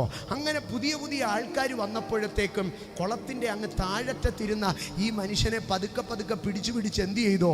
മുകളിലത്തെ സ്റ്റെപ്പിലേക്ക് തള്ളിയിട്ടോ. പിന്നെ ഇപ്പോൾ ഇദ്ദേഹത്തിന് കുറഞ്ഞ പക്ഷം എത്ര വയസ്സായി കാണും? ഒരു 58 വയസ്സായി കാണും. എന്തായിരുന്നാലും 50 എബവ് ആണ് ഈ ഏജ്. അവിടെ മറ്റുള്ളവർ പലരും ഇരിക്കുമ്പോൾ ഈ 50 വയസ്സുകാരന് ഈ സുഖം കൊടുക്കാൻ ആർക്കാ ഇത്ര വലിയ ഉത്തരവാദിത്തം? ആരും ഉത്തരവാദിത്തമില്ല. 38 വർഷമായിട്ട്, ഏതാണ്ട് 4 ദശാബ്ദങ്ങളായിട്ട്, 40ഓളം വർഷങ്ങളായിട്ട് ഈ കുളക്കരയിൽ കിടക്കുകയാണ്. അവൻ വന്നപ്പോൾ അവന് അപ്പനും അമ്മയും ഉണ്ടായിരുന്നു, വന്നപ്പോൾ സഹോദരങ്ങളുണ്ടായിരുന്നു, വന്നപ്പോൾ സ്നേഹിതരുണ്ടായിരുന്നു. പക്ഷേ ഈ 38 വർഷം കൊണ്ട് അവൻ അവിടെ കിടന്നപ്പോൾ അവൻ്റെ എല്ലാ ബന്ധങ്ങളും നഷ്ടപ്പെട്ടു, അവൻ്റെ എല്ലാ പ്രതീക്ഷകളും നഷ്ടപ്പെട്ടു. പിന്നെ ഈ കുളക്കരയിൽ ചിലർ ഇവിടെ തന്നെ കിടന്ന് എന്തു ചെയ്യും? മരിച്ചു പോകും. അവരെ എടുത്ത് പൊതുശ്മശാനത്തിൽ എവിടെയെങ്കിലും കുഴിച്ചിടും. ഇതായിരിക്കും ഇവൻ്റെയും അവസ്ഥ. എന്നാൽ ഒരു ഉത്സവത്തിൻ്റെ ആരവത്തിൽ ഈ രോഗികളായിട്ടുള്ളവരുടെ എല്ലാം കൂടെയുള്ള ബൈസ്റ്റാൻഡേഴ്സ് ഉണ്ടാകും. ഈ ഹോസ്പിറ്റലുകളിലൊക്കെ കാവൽ നിൽക്കുന്നത് പോലെ ഈ ബെഥേസ്ദ കുളത്തിൽ എല്ലാ രോഗികളുടെയും കൂടെ ആരുണ്ടാകും? ഒരു ബൈസ്റ്റാൻഡർ, ഒരു കൂട്ടിരിപ്പുകാരനുണ്ടാകും. പക്ഷെ പെരുന്നാൾ വന്നപ്പോൾ എല്ലാ കൂട്ടിരിപ്പുകാരും ഈ രോഗിയുടെ അടുക്ക പറഞ്ഞു, ഞാൻ ഇന്ന് പോയി പെരുന്നാളൊക്കെ കഴിഞ്ഞിട്ട് അടുത്ത ആഴ്ച വീണ്ടും വന്ന് നിങ്ങളുടെ കൂടെ കൂട്ടിരിക്കാമെന്ന്. യേശു ബെഥേസ്ദ കുളക്കരയിലേക്ക് ഇറങ്ങി ചെല്ലുമ്പോൾ കൂട്ടിരിപ്പുകാരെല്ലാം കൈവിട്ടുപോയ ഒരു കൂട്ടം രോഗികളെ മാത്രമാണ് യേശു കണ്ടത്. ഇന്ന് രാത്രി ഞാൻ പറയട്ടെ, രോഗത്തിൻ്റെ ദിനരാത്രങ്ങൾ നീണ്ടു നിൽക്കുമ്പോൾ, നിന്റെ കൂട്ടിരിപ്പുകാരെല്ലാം നിന്നെ വിട്ടിട്ട് പോകുമ്പോൾ, രോഗത്തിൻ്റെ നാൾ വഴികൾ നീണ്ടുപോകുമ്പോൾ, നിന്നെക്കുറിച്ചുള്ള പ്രതീക്ഷ നഷ്ടപ്പെട്ട് സ്വന്തം ഉറ്റവരും ഉടയവരും കൈവിട്ട് കളയുമ്പോൾ, ആ ബെഥേസ്ദ കുളത്തിലേക്ക് യേശു അടുത്തു ചെന്നു. യേശു ഇറങ്ങിച്ചെന്നു. യേശു ഈ മനുഷ്യൻ്റെ അടുക്കൽ ചോദിച്ചോ, നിനക്ക് സൗഖ്യമാകുവാൻ മനസ്സുണ്ടോ എന്ന് ചോദിച്ചോ. യേശു അവനോട് നിനക്ക് സൗഖ്യമാകുവാൻ മനസ്സുണ്ടോ എന്ന് ചോദിച്ചപ്പോൾ അവൻ യേശുവിൻ്റെ അടുക്കൽ പറഞ്ഞൊരു മറുപടിയുണ്ട്. അതിൻ്റെ 7-ാം വാക്യത്തിൽ, എന്നെ കുളത്തിലാക്കുവാൻ എനിക്കാരുമില്ല എന്ന് പറഞ്ഞു. യേശു എന്നെ കുളത്തിലാക്കുവാൻ ആരുമില്ല. യേശു അവൻ്റെ അരികിലേക്ക് വന്നിട്ട് പറഞ്ഞു, നിന്നെ കുളത്തിലിറക്കാൻ ആരുമില്ലെന്ന് നീ പറയുമ്പോൾ നിന്നെ എഴുന്നേൽപ്പിക്കുവാൻ എനിക്ക് കഴിയുമെന്ന് പറഞ്ഞു. ഇന്ന് രാത്രി എന്നെ കേൾക്കുന്ന ദൈവ പൈതലേ, കൂട്ടിരിപ്പുകാർ കൈവിടുന്ന നാഴികയിൽ, സ്നേഹിതർ അകന്നു പോകുന്ന നാഴികയിൽ, സ്വന്തം അപ്പനും അമ്മയും പോലും നിന്നെ മറന്നു പോകുന്ന രോഗത്തിൻ്റെ വേദന നിന്നെ പിടിച്ചടക്കുമ്പോൾ ഇന്ന് രാത്രി ഞാൻ പ്രസംഗിക്കുന്നു, യേശുവിന് നിന്നെ കൈക്കൊള്ളുവാൻ കഴിയുക. ഏത് രോഗത്തിൻ്റെ അവസ്ഥയിൽ മനുഷ്യൻ നിന്നെ കൈവിട്ടാൽ യേശുവിന് നിന്നെ കൈക്കൊള്ളുവാൻ കഴിയുക. ഇന്ന് രാത്രി ഇതിനകത്ത് രോഗികളായി കടന്നു വന്നിട്ടുണ്ടെങ്കിൽ, ഇന്ന് രാത്രി ഞങ്ങളുടെ ശബ്ദം ശ്രവിക്കുന്നവരാരെങ്കിലും സുദീർഘമായ രോഗങ്ങളുമായി എല്ലാവരാലും കൈവിടപ്പെട്ടോ പ്രതീക്ഷ നഷ്ടപ്പെട്ടിട്ടുണ്ടെങ്കിൽ, ഇന്ന് രാത്രി പ്രതീക്ഷ നഷ്ടപ്പെട്ട രോഗിയെ, ഉറ്റവരും ഉടയവരും കൈവിട്ട രോഗിയെ സ്വീകരിപ്പാൻ കഴിയുന്ന ഒരുത്തനുണ്ട്, കൈക്കൊള്ളുവാൻ കഴിയുന്ന ഒരുത്തനുണ്ട്. അതാണ് ഞങ്ങൾ പ്രസംഗിക്കുന്ന യേശു ക്രിസ്തു. ക്രിസ്തു ദൈവത്തിൻ്റെ മഹത്വത്തിനായി അവനെ കൈക്കൊണ്ടു. യേശു ബെഥെസ്ദ കുളക്കരയിലേക്ക് അടുത്തു ചെന്ന് ആ മനുഷ്യനെ കൈക്കൊണ്ടു, അവനെ പിടിച്ചെഴുന്നേൽപ്പിച്ചു. എന്തിനു വേണ്ടി? അവനിലൊരു ദൈവമഹത്വം വെളിപ്പെടുവാൻ തക്കവണ്ണം. യേശു ഒരുത്തനെ കൈക്കൊണ്ടാൽ അവൻ്റെ ജീവിതം പിന്നെ പാരമ്പര്യ കഷ്ടതയിലല്ല, ദൈവത്തിൻ്റെ മഹത്വത്തിലായിരിക്കും അവൻ പിന്നെ ചലിക്കാൻ പോകുന്നത്. നിൻ്റെ കുടുംബത്തിൽ പാരമ്പര്യം നിന്ന് തലകുത്തി മറിയുകയല്ല, നിൻ്റെ കുടുംബത്തിൽ ദൈവമഹത്വം പ്രകാശിക്കുന്നത്, ദൈവമഹത്വത്തിൻ്റെ ദൈവ തേജസ്സിൻ്റെ പ്രകാശം വരുന്നത് കാണുവാൻ കഴിയുക. യേശു സ്വീകരിക്കുകയാണ്. കുടുംബം ഫാമിലി റിജക്റ്റഡ് സിക്ക് പേഴ്സൺ, കുടുംബം തള്ളിക്കളഞ്ഞ രോഗിയായ മനുഷ്യനെ സ്വീകരിക്കുന്ന യേശു കർത്താവ് ഇന്ന് രാത്രി ബെഥെസ്ദ കുളക്കരയിൽ ആ 38 വർഷമായ രോഗിയെപ്പോലെ ഞങ്ങളെ ശ്രവിക്കുന്നവരാരെങ്കിലും ഉണ്ടെങ്കിൽ ഈ രാത്രി നിന്നെ കൈക്കൊള്ളുവാൻ യേശു ഇവിടെ വന്നിട്ടുണ്ട്. ഇന്ന് രാത്രി യേശു ഇതിനകത്തുണ്ട്. രോഗികളായി കുടുംബം കൈവിട്ടവരെ സ്വീകരിച്ച് മാർവോട് ചേർത്തെഴുന്നേൽപ്പിക്കുവാൻ, അവൻ്റെ കിടക്കയിൽ നിന്ന് അവനെ പൊക്കിയെടുക്കുവാൻ കഴിയുന്ന ഗുരുനാഥൻ യേശു. ഒരു മനുഷ്യൻ രോഗത്തിൽ എല്ലാവരും കൈവിടുമ്പോൾ യേശു അവനെ കൈക്കൊള്ളുകയാണ്. 2, യേശു ആരെയാണ് കൈക്കൊള്ളുന്നത്? ഒരിക്കൽ കർത്താവായ യേശു ഒരു വീട്ടിലേക്ക് വിരുന്നിനായി ക്ഷണിക്കപ്പെട്ടു. ലൂക്കോസിൻ്റെ സുവിശേഷം ഇതേ അധ്യായത്തിൻ്റെ ലൂക്കോസിൻ്റെ സുവിശേഷം 7-ാം അധ്യായത്തിലേക്ക് കടന്നു വരുമ്പോൾ യേശു കർത്താവ് ശിമോൻ എന്ന് പറയുന്ന ഒരു മനുഷ്യൻ്റെ വീട്ടിൽ വിരുന്നിന് ചെന്നു. ലൂക്കോസിൻ്റെ സുവിശേഷം 7-ാം അധ്യായം 36-ാം വാക്യത്തിലേക്ക് വരുമ്പോൾ, പരീശന്മാരിൽ ഒരുത്തൻ തന്നോടുകൂടെ ഭക്ഷണം കഴിപ്പാൻ യേശുവിനെ ക്ഷണിച്ചു. യേശു പരീശൻ്റെ വീട്ടിൽ ചെന്നു ഭക്ഷണത്തിനിരുന്നു. ആ പട്ടണത്തിൽ പാപിയായ ഒരു സ്ത്രീ ഉണ്ടായിരുന്നു. അവൻ പരീശൻ്റെ വീട്ടിൽ ഭക്ഷണത്തിനിരിക്കുന്നത് അറിഞ്ഞ് ഒരു വെങ്കൽ ഭരണി പരിമളത്തൈലം കൊണ്ടുവന്നു. എന്നിട്ട് യേശുവിൻ്റെ പുറകിൽ അവൻ്റെ കാൽക്കൽ കരഞ്ഞുകൊണ്ട് നിന്നു. എന്നിട്ട് യേശുവിൻ്റെ പിറകിൽ നിന്ന് കണ്ണുനീര് കരയുവാൻ തുടങ്ങി. എന്നിട്ട് ആ കണ്ണുനീര് യേശുവിൻ്റെ കാലുകളിലേക്ക് ഇറ്റിറ്റ് വീഴുവാൻ തുടങ്ങി. ഇറ്റിറ്റ് തൻ്റെ യേശുവിൻ്റെ പുറകിൽ നിന്ന് കരഞ്ഞുമ്പോൾ അവൾ അറിയാതെ അവളുടെ കണ്ണുനീര് മുഴുവൻ യേശുവിൻ്റെ കാൽപാദങ്ങളിൽ വീണു. അത് കണ്ടിട്ട് അവൾക്ക് സങ്കടം വന്ന് തുവർത്തിക്കൊടുക്കുവാൻ തക്കവണ്ണം അവളുടെ തലമുടി അഴിച്ച് യേശുവിൻ്റെ കാലുകളെ തുവർത്തുവാൻ തുടങ്ങി. യേശുവിൻ്റെ കാലുകളെ അവളുടെ തലമുടി കൊണ്ട് തുവർത്തിയിട്ട് അവളുടെ ആ തൈലപാത്രം എടുത്ത് തുറന്ന് യേശുവിൻ്റെ കാലുകളിൽ ഒഴിച്ചിട്ട് അവൾ യേശുവിൻ്റെ കാൽപാദത്തിങ്കൽ ചുംബിക്കാൻ തുടങ്ങി. ഇത് കണ്ടുകൊണ്ടിരുന്ന പരീശൻ ഇത് ഇഷ്ടപ്പെട്ടില്ല. പരീശൻ എന്ന് പറഞ്ഞാൽ ആ കാലത്തിലെ ഒരു സൊസൈറ്റി മാനാണ്. ആ കാലത്തിലെ ഒരു സാമൂഹികമായി വളരെ മാന്യതയും വിലയും നിലയുമൊക്കെ ഉള്ള, ഞങ്ങളൊക്കെ വലിയ പുള്ളികളാണെന്ന് കരുതുന്ന ഒരു കൂട്ടത്തിലുള്ള വ്യക്തികളാണ്. മറ്റുള്ളവരുടെ കുറ്റങ്ങൾ കണ്ടുപിടിക്കുകയും തങ്ങൾ തന്നെ നീതിമാന്മാരെന്ന് ധരിച്ചുകൊണ്ട് ഒരു വിശുദ്ധിയുടെ പടച്ചട്ടയ്ക്കകത്ത് ജീവിക്കുന്ന മനുഷ്യരാണ് പരീശന്മാർ. ഞാൻ അതിലേക്ക് അധികമായി കടക്കുന്നില്ല, അതല്ല എൻ്റെ വിഷയം. ഇങ്ങനെ ഈ പരീശൻ നോക്കിയപ്പോൾ യേശു കർത്താവ് ഒരു സാധാരണമായ ഒരു മനുഷ്യനാണ്, ഒരിക്കലും എന്തു ചെയ്യത്തില്ല, ഈ പാപിനിയായ ഒരു സ്ത്രീയെ സ്വീകരിക്കത്തില്ല. പാപിനിയായ സ്ത്രീ തൻ്റെ അടുക്കൽ വന്നു നിൽക്കാൻ സമ്മതിക്കത്തില്ല. പാപിനിയായ സ്ത്രീ തന്നെ തൊടാൻ സമ്മതിക്കത്തില്ല. പാപിനിയായ സ്ത്രീ തന്നെ ചുംബിക്കാൻ സമ്മതിക്കത്തില്ല. ഇങ്ങനെ ഇരിക്കെ യേശു കർത്താവ് മൗനമായിട്ടിരിക്കുന്നു. അവൾ ഇങ്ങനെ യേശുവിൻ്റെ കാൽപാദത്തിങ്കൽ വീണ് കിടക്കുകയാണ്. യേശു കർത്താവിൻ്റെ കാൽപാദത്തിങ്കൽ വീണ് കിടക്കുന്ന ആ സ്ത്രീയെ കണ്ടിട്ട് പരീശൻ വിളിച്ചു പറഞ്ഞു, ഇദ്ദേഹം വലിയ പ്രവാചകനാ, ദൈവപുത്രനാണ് എന്നൊക്കെ പറയുന്നുണ്ടല്ലോ, ഇസ്രായേലിൻ്റെ രക്ഷകനാണെന്ന് പറയുന്നല്ലോ. ഈ പാപിനിയായ സ്ത്രീയെ എങ്ങനെയാണ് തന്നോട് ചേർത്ത് നിർത്തിയത് എന്ന് ചോദിച്ചോ. യേശു കർത്താവ് ഈ മനസ്സിനകത്ത് കണക്ക് കൂട്ടുമ്പോൾ യേശു കർത്താവ് ഈ പരീശൻ്റെ അടുക്കൽ ചോദിച്ചോ, കടം കൂടിയ മനുഷ്യനും കടം കുറഞ്ഞ മനുഷ്യനുമുണ്ട്. കടം ഇളച്ചു കിട്ടിയാൽ ആർക്കായിരിക്കും ഒത്തിരി സന്തോഷം? പരീശൻ പറഞ്ഞു, കൂടുതൽ കടം ഇളച്ചു കിട്ടിയവനായിരിക്കും സന്തോഷം. യേശു കർത്താവ് പറഞ്ഞു, ഞാൻ കടം ഇളച്ചു കൊടുക്കാൻ വന്നവനാണ്. എന്നിട്ട് പുറകിൽ നിന്ന സ്ത്രീയെ യേശു തിരിഞ്ഞൊന്ന് നോക്കി. സാധാരണമായി യഹൂദ പാരമ്പര്യത്തിൽ പാപിയായ ഒരു വ്യക്തിയെ കണ്ടാൽ യഹൂദന്മാർ നോക്കത്തില്ല, അവർ മുഖം തിരിച്ച് കടന്നുപോകും. യഹൂദൻ ഏറ്റവും അധികം അപമാനിക്കുന്നതെന്ന് പറഞ്ഞാൽ മുഖം തിരിച്ചും മുഖം മൂടിയുമാണ്. എന്നാൽ യേശു കർത്താവ് പുറകിലോട്ട് തിരിഞ്ഞ് അവളുടെ മുഖത്തേക്ക് നോക്കി. എന്ന് പറഞ്ഞാൽ ഇവൾക്ക് യേശുവിനെ അഭിമുഖമായി നോക്കാൻ ധൈര്യമില്ലായിരുന്നു കേട്ടോ. അതുകൊണ്ടാണ് ഇവൾ എന്ത് ചെയ്തത്, യേശുവിൻ്റെ പുറകിൽ വന്ന് നിന്നത്. യേശുവിൻ്റെ മുമ്പിൽ നിന്ന് യേശുവിനെ ഫേസ് ചെയ്യാൻ അവൾക്ക് ധൈര്യമില്ല. അതുകൊണ്ട് അവൾ എന്ത് ചെയ്തോ, യേശുവിൻ്റെ പുറകിൽ നിന്നോ. യേശു എന്ത് ചെയ്തോ, എന്നെ നോക്കി എൻ്റെ മുമ്പിൽ വന്ന് നിൽക്കാൻ നിനക്ക് പ്രാപ്തിയില്ലയോ, എന്നാൽ പിന്നെ ഞാനൊരു കാര്യം ചെയ്യാം, ഞാൻ തന്നെ അങ്ങ് തിരിഞ്ഞു നിന്നേക്കാമെന്ന് പറഞ്ഞ് യേശു അവളുടെ നേരെ തിരിഞ്ഞോ. ഇന്ന് രാത്രികാലം എന്നെ കേൾക്കുന്ന ദൈവ പൈതലേ, പാപം ഒരു മനുഷ്യനെ ദൈവത്തിൽ നിന്ന് അകറ്റുമ്പോൾ, പാപം മനുഷ്യനെ ദൈവത്തിങ്കിലേക്ക് നോക്കുവാൻ ഭയപ്പെടുത്തുമ്പോൾ, ജീവിതത്തിൽ സംഭവിച്ചു പോയ പാകപ്പിഴകൾ കൊണ്ട് സൃഷ്ടാവിങ്കൽ നിന്ന് മനുഷ്യൻ മനസ്സുകൊണ്ട് അകലുമ്പോൾ, ജീവിതത്തിൽ സംഭവിച്ച പിഴവുകൾ കൊണ്ട് അവൻ ദൈവാലയത്തിലേക്ക് നോക്കുവാൻ ഭയപ്പെടുമ്പോൾ, അവൻ്റെ ചട്ടങ്ങളും ചട്ടക്കൂടുകളും മതപൗരോഹിത്യ നിയമങ്ങളോ അവൻ്റെ പാപത്തിന് നേരെ വിരൽ ചൂണ്ടി അവനെ പള്ളിയിൽ നിന്ന് പുറത്താക്കി കളയുമ്പോൾ, യേശു കർത്താവ് ഇറങ്ങി വന്ന് ആ പാപിയുടെ നേരെ തിരിഞ്ഞു. ആ പാപിയുടെ നേരെ തിരിഞ്ഞോ. എന്നിട്ട് അതിനുശേഷം യേശു അവളോട് പറയുകയാണ്, നിന്റെ പാപങ്ങളെ എല്ലാം ഞാൻ മോചിച്ചിരിക്കുന്നു. ഇന്നലെ വരെ നീ എൻ്റെ പുറകിൽ നിന്നവളാ, എൻ്റെ മുഖത്തിന് നേരെ നിൽക്കാൻ നിനക്ക് ധൈര്യമില്ലായിരുന്നോ. പക്ഷേ ഇതാ ഞാൻ നിൻ്റെ അവസ്ഥയെ മാറ്റുന്നു. നീ എൻ്റെ മുമ്പിൽ നിൽപ്പാൻ തക്കവണ്ണം ഞാൻ നിന്നെ യോഗ്യയാക്കി തീർക്കുന്നു.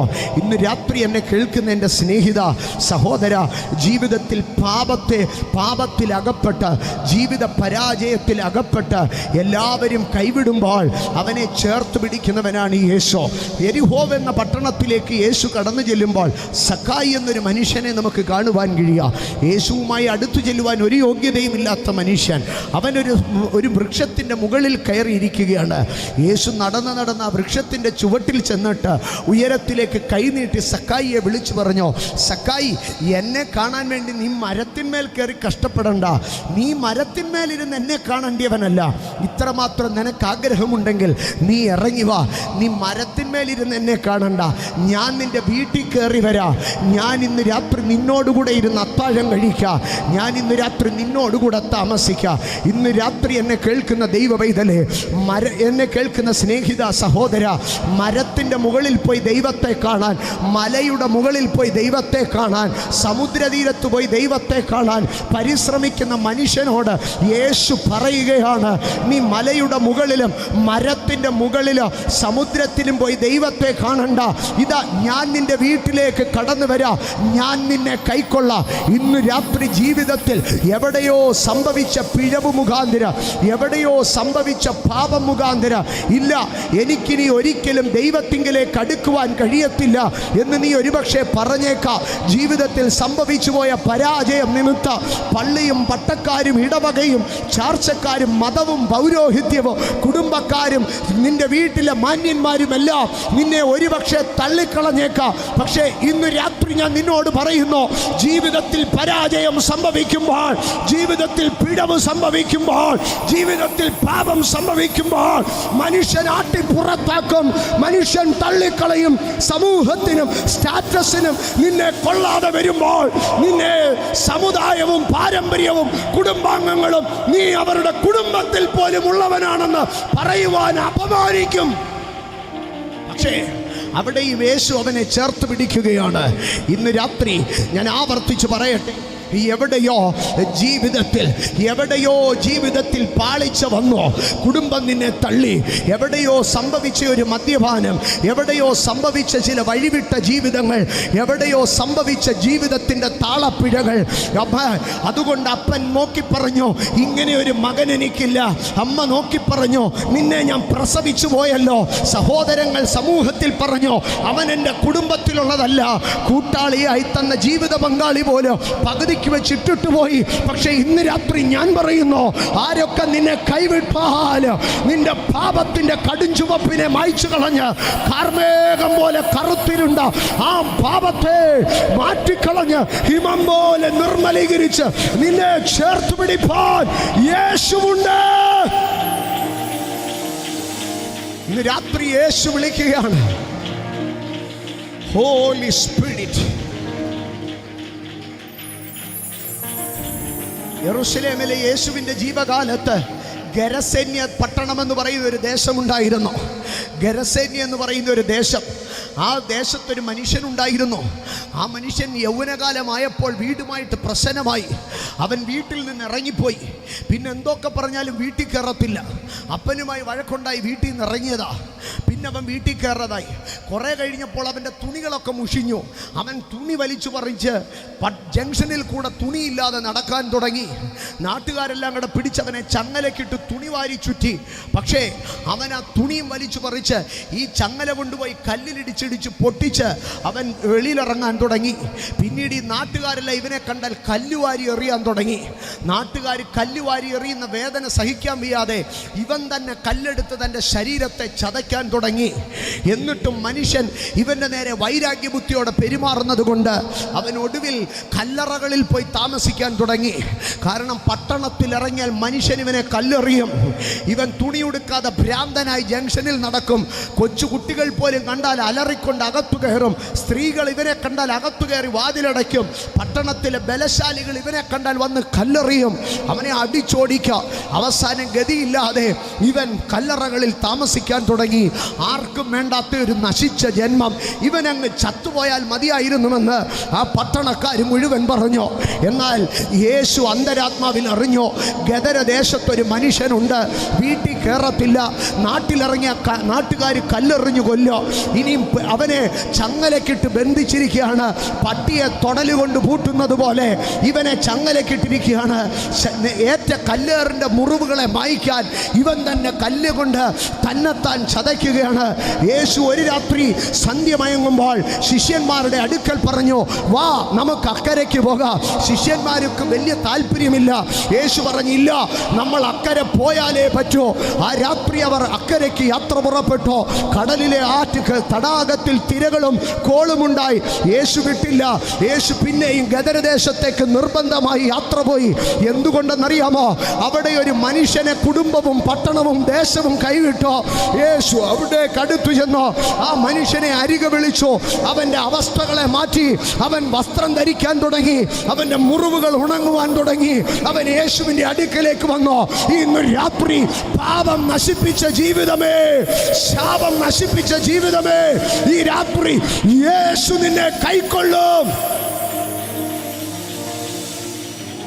കൗമാരത്തിൽ വന്നുപോയ കൂട്ടുകെട്ടുകൾ, എവിടെയോ വന്ന സാമ്പത്തിക പിഴവുകൾ, എവിടെയോ വന്ന മയക്കുമരുന്ന്, എവിടെയോ വന്ന മദ്യപാനം, അതിൽ നിന്ന് ഊരി വരാൻ കഴിയാതെ വണ്ണം പാപത്തിൻ്റെ ചങ്ങലയ്ക്കകത്ത് കെട്ടപ്പെട്ട് ജീവിതം നശിക്കുമ്പോൾ ഇന്ന് രാത്രി യേശു പറയുകയാണ്, എൻ്റെ അടുക്കലേക്ക് വരാം, നിന്നെ ഞാൻ കൈക്കൊള്ളാം. എല്ലാവരും നിന്നെ കൈവിട്ടാലും, നീ പാപി എന്ന് പറഞ്ഞ്, നീ കുടുംബം നശിപ്പിച്ചവനെന്ന് പറഞ്ഞ്, നീ ഞങ്ങൾക്ക് വീട്ടുകാർക്ക് അപമാനമെന്ന് പറഞ്ഞ്, നീ നാട്ടുകാർ യഹൂദന്മാർക്കൊരു ദുഷ്പേരെന്ന് പറഞ്ഞ് ലോകം നിന്നെ തള്ളിക്കളയുമ്പോൾ യേശു പറയുകയാണ്, come unto me, ഞാൻ നിന്നെ കൈക്കൊള്ളാം.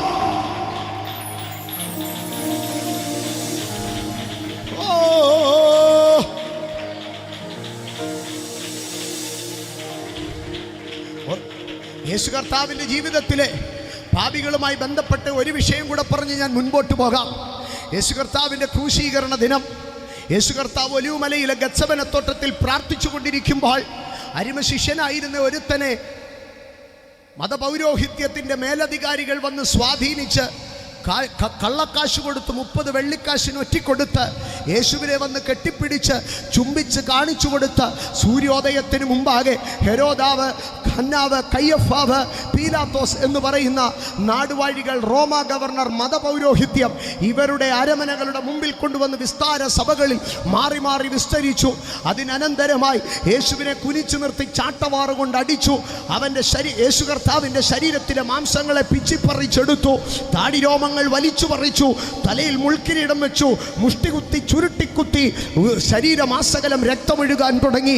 ഒഴുകിയ രക്തവുമായി പിന്നെയും വസ്ത്രം ധരിപ്പിച്ച് തൻ്റെ മേൽ വലിയൊരു കുരിശുമരവും ചുമപ്പിച്ച് ഗൊൽഗോത്ത എന്ന തലയോടിടമെന്ന പർവ്വതത്തിലേക്ക് യേശുവിനെ പട്ടണത്തിൽ നിന്ന് വെളിയിലേക്ക് പടയാളികൾ അടിച്ചു വായിച്ച് കുരിശും ചുമന്നുകൊണ്ട് മലമുകളിലേക്ക് കൊണ്ടുപോയി.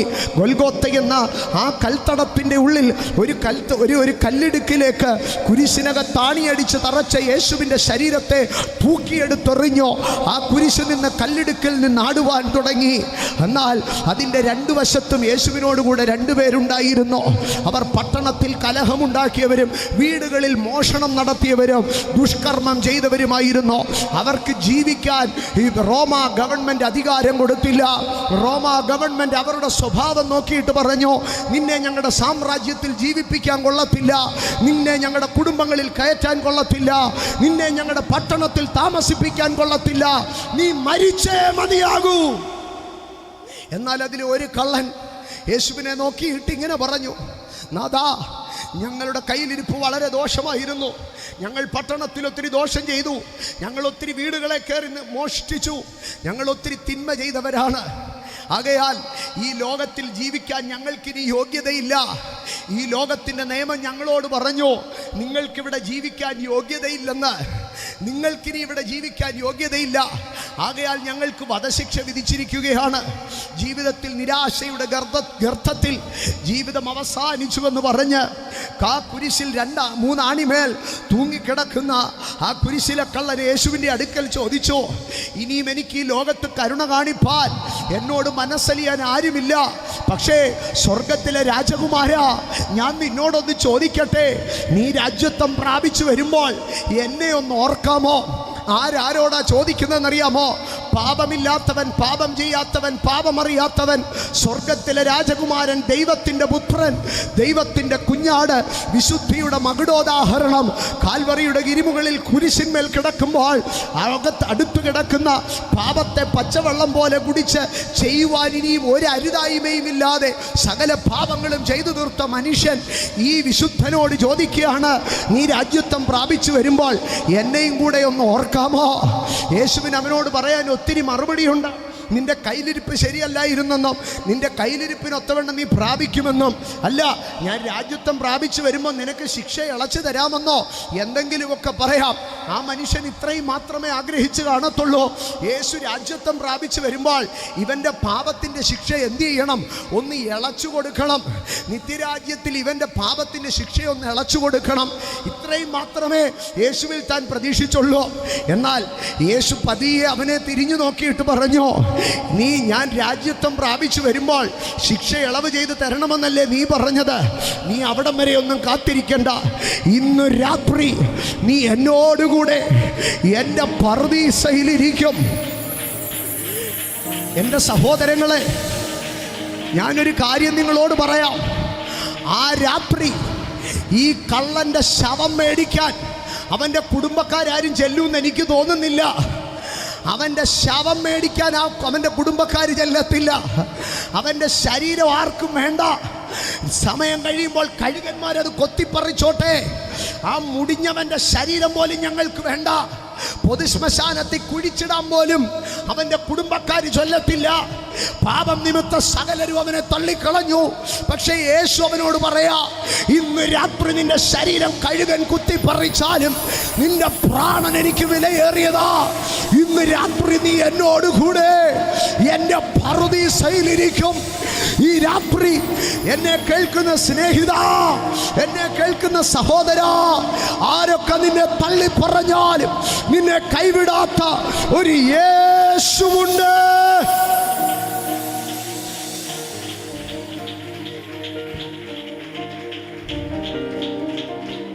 ഇന്ന് രാത്രി യേശു നിന്നോട് പറയുകയാണ്, ഞാൻ ഇരിക്കുന്ന ഇടത്ത് നിന്നെയും ഇരുത്താം. ആരെങ്കിലും ഈ കള്ളനെ വിശ്വസിച്ച് വീട്ടിൽ കയറ്റി ഇരുത്തുവോ? ഈ കള്ളം മാനസാന്തരപ്പെട്ടെന്ന് പറഞ്ഞാലും ഉലകത്തിൽ ആരെങ്കിലും അന്ന് രാത്രി അവനെ തന്നോടുകൂടെ ഇരുത്തുമോ? ഇല്ല. പക്ഷെ യേശു പറഞ്ഞു, ഞാൻ നിന്നെ കൈക്കൊള്ളാം. നിന്നെ ആരും ഇനി വിശ്വസിച്ചില്ലെങ്കിലും നിന്നെ വിശ്വസിക്കുന്ന ഒരുത്തനുണ്ട്. നീ നന്നായി എന്ന് പറഞ്ഞാൽ ആരും മനസ്സിലാക്കിയില്ലെങ്കിലും നിന്നെ മനസ്സിലാക്കുന്ന ഒരുത്തനുണ്ട്. നിന്റെ വാക്കുകളെ വിശ്വസിച്ച് നിന്നെ കൂടെ നിർത്തുന്ന ഒരുത്തനുണ്ട്. ഇന്ന് രാത്രി ഞാൻ പ്രസംഗിക്കുന്ന യേശു ക്രിസ്തു അത്രേ.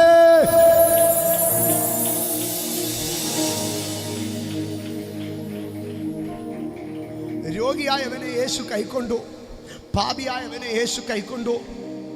പുരാതന കാലത്തിലെ ഏറ്റവും പ്രാകൃതവും ഏറ്റവും പൈശാചികവുമായിരുന്ന ഒരു രോഗമായിരുന്നു കുഷ്ഠമെന്ന രോഗം. പ്രത്യേകിച്ച് യഹൂദന്റെ ഇടയിൽ ഒരുവൻ കുഷ്ഠരോഗം പിടിച്ചാൽ അവനെ സമൂഹത്തിൽ അംഗീകരിക്കത്തില്ല, അവനെ ആട്ടി ഓടിക്കും. ചില പ്രത്യേക ഇടങ്ങൾ മാറ്റിവെച്ചിരുന്നു. ഞങ്ങളുടെ സ്ഥലത്തിന് സമീപമായി കായംകുളത്തിനടുത്ത് നൂറനാടെന്ന് പറയുന്ന ഒരു സ്ഥലമുണ്ട്. ഈ നൂറനാട് കുഷ്ഠരോഗാശുപത്രിയുണ്ട്. ആ കുഷ്ഠരോഗാശുപത്രിയിൽ നിന്ന് ചാടിപ്പോകുന്നവരാരെങ്കിലും മാത്രമേ അതിന് ആ മതിൽക്കെട്ടിന് വെളിയിൽ വരത്തുള്ളൂ. ഇന്നും ആ കുഷ്ഠരോഗാശുപത്രിയുടെ മതിൽ, കുഷ്ഠം ഇന്ന് നമ്മുടെ നാട്ടിലില്ലെങ്കിൽ പോലും ആ ആശുപത്രിയുടെ മതിൽക്കെട്ടുകൾ ഉയർന്നു നിൽക്കുന്നത് കാണുവാൻ കഴിയും. ആകയാൽ കുഷ്ഠരോഗം ഒരു പടർച്ചാ രോഗമായിരുന്നതുകൊണ്ടും അത് മനുഷ്യൻ്റെ മേലുള്ള ദൈവശിക്ഷയായി ഗണിക്കപ്പെട്ടതുകൊണ്ടും അവനെ സമൂഹത്തിൽ നിന്ന് എന്ത് ചെയ്തിരുന്നോ? ഭ്രഷ്ടാക്കി അകറ്റി നിർത്തിയിരുന്നു. ഇവരെയൊക്കെ അവരുടെയൊക്കെ സാധാരണമായ ഗ്രാമങ്ങളിൽ നിന്ന് വിട്ട് വേറെ ഒരു വരണ്ട സ്ഥലത്തേക്ക് കൊണ്ട് കളയും. ഒരിക്കൽ യേശു കർത്താവ് പട്ടണത്തിൽ ഇരിക്കുമ്പോൾ ഒരു കുഷ്ഠരോഗിയായ മനുഷ്യൻ യേശുവിൻ്റെ അടുക്കൽ വന്നു. യേശുവിൻ്റെ ദൂരവേ നിന്നിട്ട് അവൻ യേശുവിൻ്റെ മുമ്പാകെ സാഷ്ടാംഗം വീണിട്ട് എന്ന് പറഞ്ഞു, കർത്താവേ, അങ്ങേക്കും മനസ്സുണ്ടെങ്കിൽ എന്നെ ശുദ്ധനാക്കുവാൻ കഴിയും. യേശു ഈ മനുഷ്യനെ കണ്ടിട്ട്, ഒരു കുഷ്ഠരോഗിയെ കണ്ടാൽ ഒരു യഹൂദൻ വഴിമാറിപ്പോകും. ഈ കുഷ്ഠരോഗി അശുദ്ധൻ എന്ന് വിളിച്ച് യേശു ആ യഹൂദൻ്റെ അടുക്കൽ നിന്ന് മാറിപ്പോകണം. പക്ഷേ ഈ കുഷ്ഠരോഗി ദൂരവേ നിന്ന് കവിണ്ണു വീണിട്ട് യേശുവിനോട് പറഞ്ഞു, നിനക്ക് മനസ്സുണ്ടെങ്കിൽ എന്നെ ഒന്ന് ശുദ്ധമാക്കാമോ? അവൻ ഒരിക്കലും യേശുവിൻ്റെ അടുത്തല്ല, യേശുവിൻ്റെ ദൂരവേ വന്നു നിന്ന് കമന്ന് കിടന്ന്, നോക്കാതെ വണ്ണം കമന്ന് കിടന്ന് വിളിക്കുകയാണ്, നിനക്കെന്നെ ഒന്ന് ശുദ്ധമാക്കാമോ? യേശു ഇരുന്ന ഇടത്തു നിന്ന് എഴുന്നേറ്റു. യേശു പയ്യെ അവൻ്റെ അടുക്കലേക്ക് നടന്നു. ലൂക്കോസിൻ്റെ സുവിശേഷം 5-ാം അധ്യായം 12-ാം വാക്യത്തിൽ പറയുകയാണ്, ഒരു പട്ടണത്തിൽ ഇരിക്കുമ്പോൾ കുഷ്ഠം നിറഞ്ഞ ഒരു മനുഷ്യൻ യേശുവിനെ കണ്ട് കവിണ്ണു വീണു. കാരണം അവന് ഒരു മനുഷ്യൻ്റെ മുമ്പാകെ നേരെ നിൽക്കാനുള്ള അധികാരമില്ല. ആകയാൽ അവൻ കവിണ്ണു വീണു. കമന്ന് കിടന്നിട്ട് ചോദിക്കുക, നിനക്കെന്നെ ഒന്ന് സൗഖ്യമാക്കാമോ? യേശു അത് കേട്ടിട്ട് സൗഖ്യം തരാമെന്നല്ല പറഞ്ഞത്. 13-ാം വാക്യത്തിൽ യേശു എഴുന്നേറ്റ് അവൻ്റെ അടുക്കൽ ചെന്ന് കൈനീട്ടി എന്ത് ചെയ്തോ? അവനെ തൊട്ടു. അന്നുവരെ യഹൂദ ചരിത്രത്തിൽ ഒരു കുഷ്ഠരോഗിയെ ഒരുത്തനും തൊട്ടിട്ടില്ല. അവനെ നാട്ടിൽ നിന്ന് ആട്ടിപ്പായിക്കത്തേ ഉള്ളൂ. കുഷ്ഠരോഗിയെ തൊടുക പോട്ട്. കുഷ്ഠരോഗി ഇരുന്ന ഒരിടത്തൊരു മനുഷ്യൻ ഇരിക്കത്തില്ല. കുഷ്ഠരോഗി തൊട്ട ഒരു സാധനത്തെ തൊടത്തില്ല. കുഷ്ഠരോഗി പാർത്ത വീട്ടിലൊരുത്തൻ പാർക്കത്തില്ല. കുഷ്ഠരോഗി കിടന്ന കിടക്കയിൽ വേറൊരുത്തൻ ഇരിക്കത്തുപോലുമില്ല. ഇങ്ങനെ കുഷ്ഠരോഗിയെ ഭ്രഷ്ടെന്ന് പറഞ്ഞ് തള്ളിക്കളയുമ്പോൾ സമൂഹം ഭ്രഷ്ട് കൽപ്പിച്ച, സമൂഹം അന്തസ്സില്ലെന്ന് പറഞ്ഞ് ഓടിച്ചു കളഞ്ഞ അവനെ പോയി യേശു തൊടുകയാണ്. ഇന്ന് രാത്രി ഞാൻ പറയട്ടെ, മനുഷ്യൻ തൊടാൻ അറയ്ക്കുന്നവനെ തൊടാൻ കെൽപ്പുള്ള ഒരുത്തൻ, അത് ഞാൻ പ്രസംഗിക്കുന്ന യേശുവാണ്. അടുത്ത ഭാഗത്തിലേക്ക് വരുമ്പോൾ യേശുവിൻ്റെ അടുക്കൽ വന്ന് കവിണ്ണു വീണ കുഷ്ഠരോഗിയെ മാത്രമല്ല, ഈ കുഷ്ഠരോഗി യേശുവിൻ്റെ അടുക്കൽ വന്ന് കവിണ്ണു വീണ് ഇത് ചെയ്തതിന് ശേഷം യേശുവിന് ഈ കുഷ്ഠരോഗികളെ കുറിച്ചൊരു വലിയ ഭാരമുണ്ടായി. യേശു നിർജ്ജന പ്രദേശത്ത് പോയി പ്രാർത്ഥിച്ചുകൊണ്ടിരുന്നു. അവിടുന്ന് പിന്നെ യേശു യെരൂശലേമിലേക്ക് പോവുകയാണ്. യെരൂശലേമിലേക്ക് പോകുവാൻ സാധാരണമായ വഴിയുണ്ട്. എന്നാൽ യേശു ആ വഴി വിട്ടിട്ട് ഗലീല ശമരിയ എന്ന് പറയുന്ന പ്രധാനമായ 2 പ്രവിശ്യകളുടെ നടുവിൽ കൂടെ യേശു കടന്നു പോവുകയാണ്. ഈ ഗലീല ശമരിയ എന്ന് പറയുന്ന പ്രദേശത്തിൻ്റെ നടുവിലായി ഊഷര ഭൂമിയായി വിതയും കൊയ്ത്തുമില്ലാത്ത ചില വരണ്ട ഭൂമിയുണ്ട്. ആ ഭൂമിയിൽ ആ പ്രദേശത്താണ്, അവിടെ വലിയ ബിസിനസ്സോ സിറ്റിയോ മാർക്കറ്റോ ഒന്നുമില്ല. ആ പ്രദേശത്താണ് കുഷ്ഠരോഗം വന്ന ഈ ഗതി കിട്ടാത്തവരെല്ലാം കൂടെ പോയി താമസിക്കുന്നത്. യേശു മനസ്സിൽ കൈക്കൊണ്ടോ നമുക്ക് അവിടേക്ക് കടന്നുപോയ കുഷ്ഠരോഗികളെ സൗഖ്യമാക്കണം. യേശു യെരൂശലേമിലേക്ക് പോകുന്ന വഴിയിൽ ഗലീലയ്ക്കും ശമര്യയ്ക്കും ഇടയിലുള്ള ആ ചെറിയ പട്ടണത്തിൽ, ഗ്രാമത്തിൽ കൂടെ യേശു കടന്നുപോയി. യേശു അതുവഴി കടന്നു വരുന്നത് കണ്ടിട്ട് ഇങ്ങനെ പല വീടുകളിൽ നിന്ന്, പല ഇടങ്ങളിൽ നിന്ന്, പല പട്ടണങ്ങളിൽ നിന്ന് തള്ളപ്പെട്ടവരായ 10 കുഷ്ഠരോഗികൾ അവർ യേശുവിനെ കണ്ട് ചാടി എഴുന്നേറ്റു. ഓടി യേശുവിനെ ദൂരത്തു നിന്ന് കണ്ടിട്ട് വിളിച്ചു പറഞ്ഞു, യേശുവേ, എന്നെ ഒന്ന് സൗഖ്യമാക്കാമോ എന്ന് ചോദിച്ചു. എന്നെ ഒന്ന് സൗഖ്യമാക്കാമോ എന്ന് ചോദിച്ചു. എൻ്റെ സഹോദരങ്ങളെ, യേശു കർത്താവ് ആ വാക്ക് കേട്ടു. യേശു കർത്താവ് അവരോട് പറഞ്ഞു, നിങ്ങൾ പോയി പുരോഹിതന് നിങ്ങളെ തന്നെ കാണിക്കുക. അവർ പോകുന്ന വഴിയിൽ തന്നെ സൗഖ്യമായി. എനിക്കതിനകത്ത് ഏറ്റവും ഇഷ്ടപ്പെട്ട ഒരു വാക്കുണ്ട്. ഈ 10 കുഷ്ഠരോഗികളുടെ അടുക്കലേക്ക് ചെല്ലുമ്പോൾ അതിൻ്റെ 12-ാം വാക്യത്തിൽ അവർ യേശുവിനെ വിളിക്കുകയാണ്. യേശുവേ നായക എന്ന് വിളിക്കുകയാണ്. യേശുവേ നായക എന്ന്. ഈ കുഷ്ഠരോഗികളുടെ അന്തരാത്മാവിലൊരു കാര്യം പറഞ്ഞു, ഞങ്ങൾക്ക് നായകനായി നിൽക്കാൻ, ഞങ്ങൾക്ക് ലീഡറായി നിൽക്കാൻ, ഞങ്ങൾക്ക് മാസ്റ്ററായി നിൽക്കാൻ യേശുവുണ്ട്. ഇന്ന് രാത്രി നമ്മൾ തന്നെ ഒന്ന് ചിന്തിച്ചു നോക്കാം. 10 കുഷ്ഠരോഗികളെ കിട്ടിയാൽ നമ്മുടെ കൂടെ നിർത്തി നമ്മൾ അവർക്ക് ലീഡറാകാമെന്ന് നമ്മൾ ആരെങ്കിലും പറയുമോ? ഞാനൊരു പാസ്റ്ററാ, പക്ഷേ എൻ്റെ അടുക്കൽ 10 കുഷ്ഠരോഗികളുണ്ട്, അവരുടെ ചർച്ചിൽ പോയി ഒരു പാസ്റ്ററായി ഇരിക്കാമോ എന്ന് ചോദിച്ചാൽ ദൈവത്തെ ഭയപ്പെട്ട് ചിലപ്പോൾ ഞാൻ സമ്മതിച്ചേക്കും. എന്നാൽ യേശു കർത്താവ് പറയുകയാണ്, കുഷ്ഠരോഗികളെ, ആരുമില്ലാത്തവരെ, നിങ്ങൾക്ക് നായകനില്ലയോ? ഞാൻ നിങ്ങൾക്ക് നായകനാകാം. യേശു അവരെ ആ ഗ്രാമത്തിൽ നിന്ന് പുറത്തു കൊണ്ടുവന്നു. ഇന്ന് രാത്രി സമൂഹം ഭ്രഷ്ട് കൽപ്പിച്ച് സമൂഹത്തിൻ്റെ മുഖ്യധാരയിൽ നിന്ന് മാറ്റി നിർത്തുന്ന മനുഷ്യൻ്റെ അടുക്കലേക്ക് യേശു വന്നിട്ട് പറയുകയാണ്, come unto me, ഞാൻ നിന്നെ സമൂഹത്തിൻ്റെ മുഖ്യധാരയിലേക്ക് കൊണ്ടുവരാം. ഇന്ന് ഭാരതം നവോത്ഥാനത്തിൻ്റെ ചവിട്ടുപടികളെ കയറുമ്പോൾ യേശു കർത്താവിൻ്റെ നാമം ക്രിസ്ത്യൻ മിഷനറിമാരുടെ അഹോരാത്ര അധ്വാനമാണ് ഈ ഭാരതത്തിൻ്റെ മണ്ണിൽ നിന്ന് ഭ്രഷ്ടും ജാതീയ ഉച്ചനീചത്വങ്ങളോ അനാചാരങ്ങളും കരിമ്പടങ്ങളും മാറ്റിക്കളഞ്ഞതെന്ന് ഇന്ന് രാത്രി ഓർക്കുമ്പോൾ യേശു കർത്താവ് ഭ്രഷ്ടനാക്കപ്പെട്ട മനുഷ്യനെ സമൂഹത്തിൻ്റെ മുഖ്യധാരയിൽ നിന്ന് അകറ്റപ്പെട്ട മനുഷ്യൻ്റെ അടുക്കൽ യേശു പറയുകയാണ്, ഞാൻ നിന്നെ കൈക്കൊള്ളാം. യേശു നമ്മളെ കൈക്കൊള്ളുന്നവനാണ്. ഞാൻ വേഗത്തിൽ മുൻപോട്ട് പോകട്ടെ. ഈ യേശു ഒരു മനുഷ്യനെ കൈക്കൊള്ളുന്നവനാണ്. എൻ്റെ സഹോദരങ്ങളെ, ജീവിതത്തിൽ മനുഷ്യനെ യേശു കൈക്കൊള്ളും. എന്നാൽ നമ്മുടെ ഇടയിലൊക്കെ ഈ കൈക്കൊള്ളുക എന്ന് പറയുമ്പോൾ നമ്മുടെ ഇടയിലൊക്കെ സാധാരണമായി പിണക്കങ്ങളുണ്ടാകും. എന്തിനാണ് പിണക്കമുണ്ടാകുന്നത് കുടുംബങ്ങളിൽ എന്നൊക്കെ എന്നറിയാമോ? സ്ത്രീധനം കുറഞ്ഞുപോയി, കൊടുത്തത് ഇഷ്ടപ്പെടാഞ്ഞതുകൊണ്ട് എന്തു ചെയ്യും? പിണക്കമുണ്ടാകും. കല്യാണത്തിന് തന്നത് ഇഷ്ടപ്പെടാഞ്ഞതുകൊണ്ട് പിണക്കമുണ്ടാകും. അപ്പൻ മകന് വീതം കൊടുത്തത് തികയാഞ്ഞതുകൊണ്ട് പിണക്കമുണ്ടാകും. അമ്മയുടെ ഓഹരി കുറഞ്ഞു പോയതുകൊണ്ട് പിണക്കമുണ്ടാകും. കൊടുക്കുന്നത് കുറഞ്ഞു പോകുന്നത് കൊണ്ട്. ചിലർക്കൊക്കെ കൊടുക്കുന്നത് കുറഞ്ഞു പോയാൽ എന്തു ചെയ്യുമെന്നറിയാമോ? ഞങ്ങൾക്കിനി അത് വേണ്ട എന്ന് പറയും.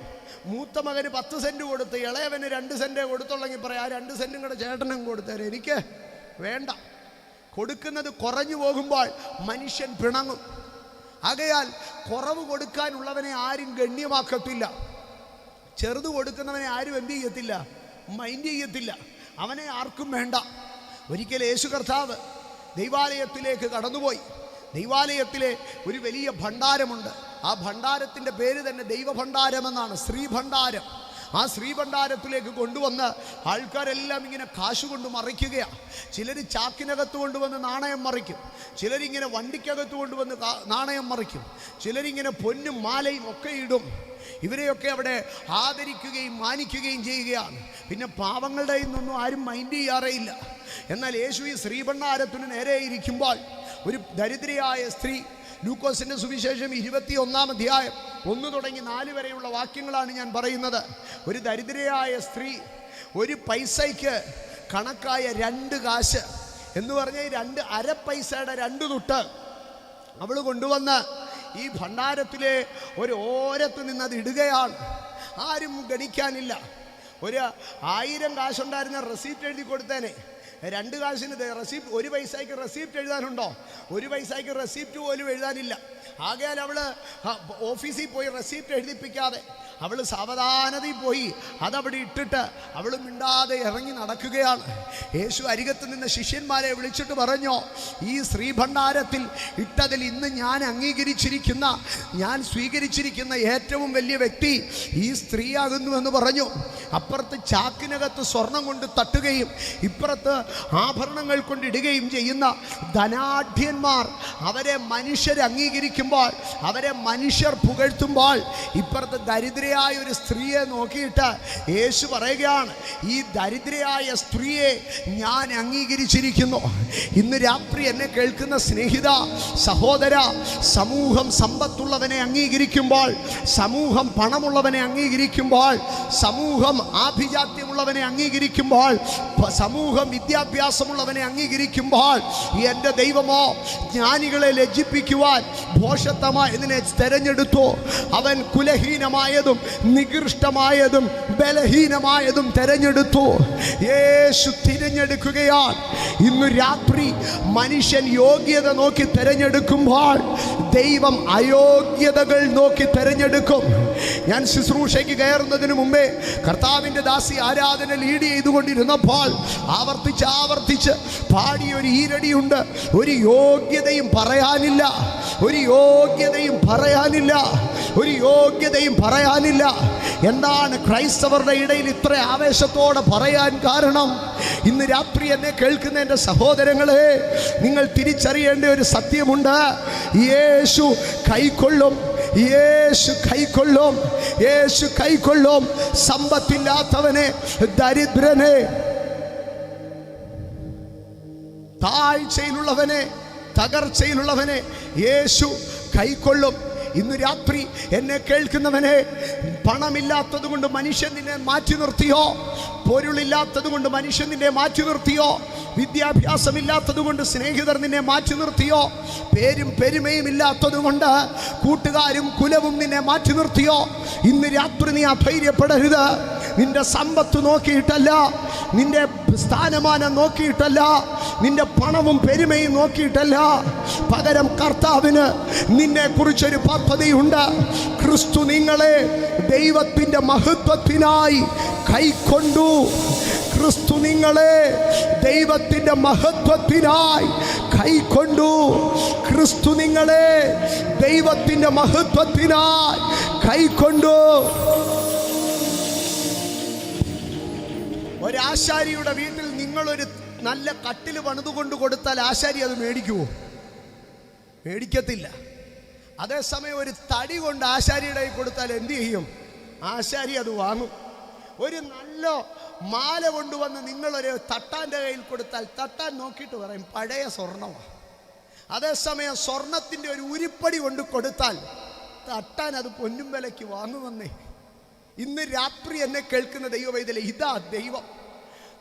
വളരെ പണിയും മികവും കഴിവും പ്രാപ്തിയൊക്കെയുള്ള മനുഷ്യനെ മനുഷ്യൻ ആദരിക്കുമ്പോൾ, ഒരു യോഗ്യതയും പറയാനില്ലാത്ത, ഒരു കഴിവും പറയാനില്ലാത്ത, പ്രശംസിക്കാനില്ലാത്ത ഒരു മനുഷ്യനോട് ദൈവം അവനെ തെരഞ്ഞെടുക്കും. ഇന്നു രാത്രി മനുഷ്യൻ യോഗ്യത നോക്കുമ്പോൾ ദൈവമോ അയോഗ്യതകളെ നോക്കുന്നു. ഇന്ന് രാത്രി നീ പറ, എൻ്റെ അയോഗ്യതകളാണ് എൻ്റെ യോഗ്യത, എൻ്റെ വിരൂപതയാണ് എൻ്റെ സൗന്ദര്യം, എൻ്റെ കുലഹീനതയാണ് എൻ്റെ ശ്രേഷ്ഠത, എൻ്റെ തകർച്ചയാണ് എൻ്റെ ഉയർച്ച. യോഗ്യനല്ല ഇതു പ്രാപിപ്പാൻ, ഇത് കൃപയതാ യേശുവേ. എന്തു കണ്ടു ഇത്ര സ്നേഹിപ്പാൻ, ഇത്ര മാനിപ്പാൻ യേശുവേ. യോഗ്യനല്ല ഇതു പ്രാപിപ്പാൻ, ഇതു കൃപയതാ യേശുവേ. യോഗ്യനല്ല ഇതു പ്രാപിപ്പാൻ, ഇതു കൃപയതാ യേശുവേ. സ്വന്തം ജീവിതത്തിലേക്കൊന്ന് ഇറങ്ങി ഒന്ന് ചോദിച്ചേ, എന്തു കണ്ടു ഇത്ര സ്നേഹിപ്പാൻ, ഇത്ര മാനിപ്പാൻ യേശുവേ. യോഗ്യനല്ല ഇതു പ്രാപിപ്പാൻ, ഇതു കൃപയതാ യേശുവേ. മനുഷ്യൻ സൗന്ദര്യം നോക്കി സ്നേഹിക്കുമ്പോൾ ദൈവം വിരൂപത നോക്കി സ്നേഹിക്കും. മനുഷ്യൻ ശ്രേഷ്ഠത നോക്കി സ്നേഹിക്കുമ്പോൾ ദൈവം കുലഹീനത നോക്കി സ്നേഹിക്കും. മനുഷ്യൻ വിജയികളെ സ്നേഹിക്കുമ്പോൾ ദൈവം പരാജിതരെ സ്നേഹിക്കുന്നു. മനുഷ്യൻ സമ്പന്നരെ സ്നേഹിക്കുമ്പോൾ ദൈവം ദരിദ്രനെ സ്നേഹിക്കുന്നു. ഇന്ന് രാത്രി ഞാൻ ഉറക്കെ പറയും, യേശു എന്നെ സ്നേഹിക്കുന്നു. എന്തു കണ്ടു ഇത്ര സ്നേഹിപ്പാൻ, ഇത്ര മാനിപ്പാൻ യേശുവേ. യോഗ്യനല്ല ഇതു പ്രാപിപ്പാൻ, ഇതു കൃപയതാ യേശുവേ. നിന്റെ അയോഗ്യതകളെ നോക്കി പറ, എന്തു കണ്ടു ഇത്ര സ്നേഹിപ്പാൻ, ഇത്ര മാനിപ്പാൻ യേശുവേ.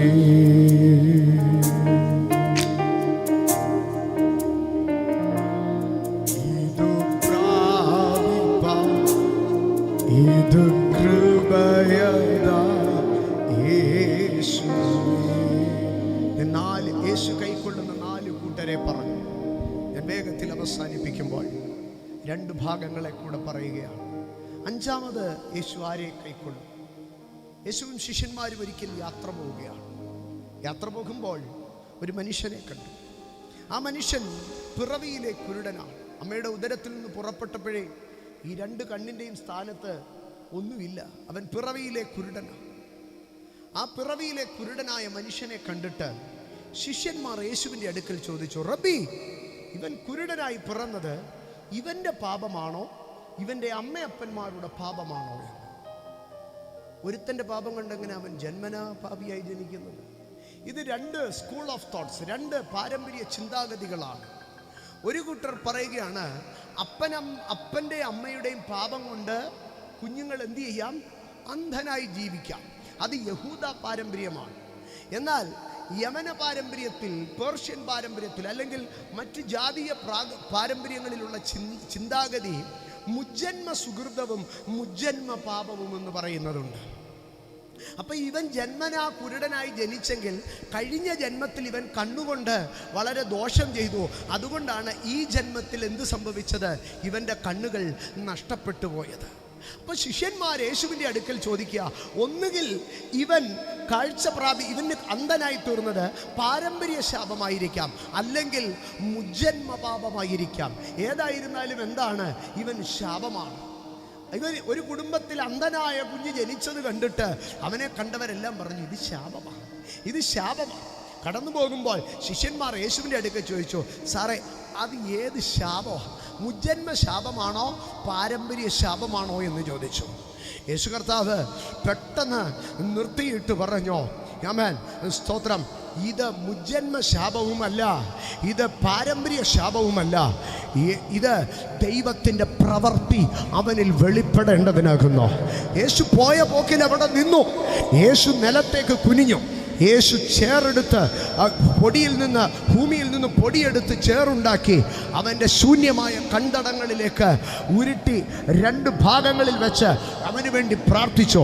എന്നിട്ട് യേശു അവനോട് പറഞ്ഞു, ഇന്നലകളിൽ വരെ നീ ശാപമാണെന്ന് പറഞ്ഞു മനുഷ്യൻ തള്ളിയില്ലേ, പക്ഷേ ഞാൻ നിന്നെ കൈക്കൊള്ളുകയാ. ദൈവത്തിൻ്റെ പ്രവൃത്തി നിന്നിൽ വെളിപ്പെടാൻ, ദൈവത്തിൻ്റെ മഹത്വത്തിനായി ദൈവം നിന്നെ കൈക്കൊള്ളുകയാ. ഇന്ന് രാത്രി ഞാൻ വിളിച്ചു പറയുന്നു, ശപിക്കപ്പെട്ട കുടുംബങ്ങളെന്ന് വിളിച്ചു പറയുന്ന ഏതോ പാരമ്പര്യ ശാപമുണ്ട്, ഏതോ മുജ്ജന്മ ശാപമുണ്ട്. ലോകം നിന്റെ നേരെ ശാപത്തിന്റെ കണക്ക് പറയുമ്പോൾ യേശു നിന്നെ സ്വീകരിക്കുകയാണ്. മനുഷ്യൻ ശാപത്തിന്റെ കണക്ക് പറയുമ്പോൾ യേശു നിന്നെ സ്വീകരിക്കുന്നു.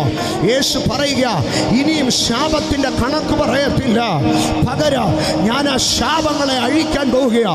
ഇന്ന് രാത്രി ഞങ്ങളെ കേൾക്കുന്നവർ, ദൂരത്തോ ചാരത്തോ ഞങ്ങളെ ശ്രമിക്കുന്നവർ ആരുമാകട്ടെ, നിന്റെ ജീവിതത്തിന്റെ അവസ്ഥകളെ നോക്കി പാരമ്പര്യ ശാപമെന്നോ, കുടുംബ ശാപമെന്നോ, പിതാക്കന്മാരുടെ ശാപമെന്നോ, മുജ്ജന്മ ശാപമെന്നോ, ഏത് ജ്യോതിഷികളോ ശാസ്ത്രങ്ങളോ നിനക്കെതിരെ വിധി എഴുതി, ഏത് ചൊവ്വാദോഷം നിന്റെ മേളിൽ കിടപ്പുണ്ടെന്നോ, ഏത് ശനിദശ നിന്റെ മേൽ കിടപ്പുണ്ടെന്നോ, ഏത് രാഹു നിനക്ക് വിരോധമായി നിൽക്കുന്നെന്നോ, ഏത് ഗ്രഹങ്ങൾ നിനക്ക് പിഴച്ചു നിൽക്കുന്നുവെന്നോ ലോകം നിനക്ക് നേരെ വിധി എഴുതുമ്പോൾ ഇന്ന് രാത്രി ഞാൻ നിന്നോട് പ്രസംഗിക്കുന്നു, നിന്റെ ശാപങ്ങൾ യേശു മാറ്റുകയോ.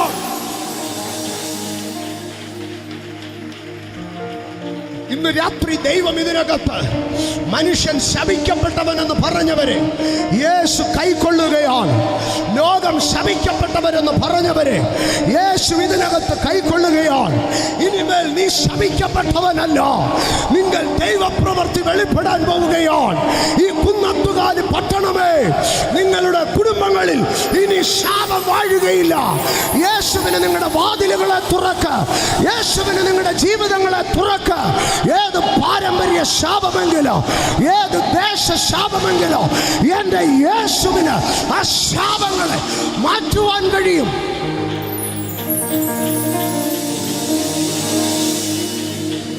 ഈ രാത്രി ഇതിനകത്ത് ശാപത്തിന്റെ കെട്ടുകൾ അഴിയും.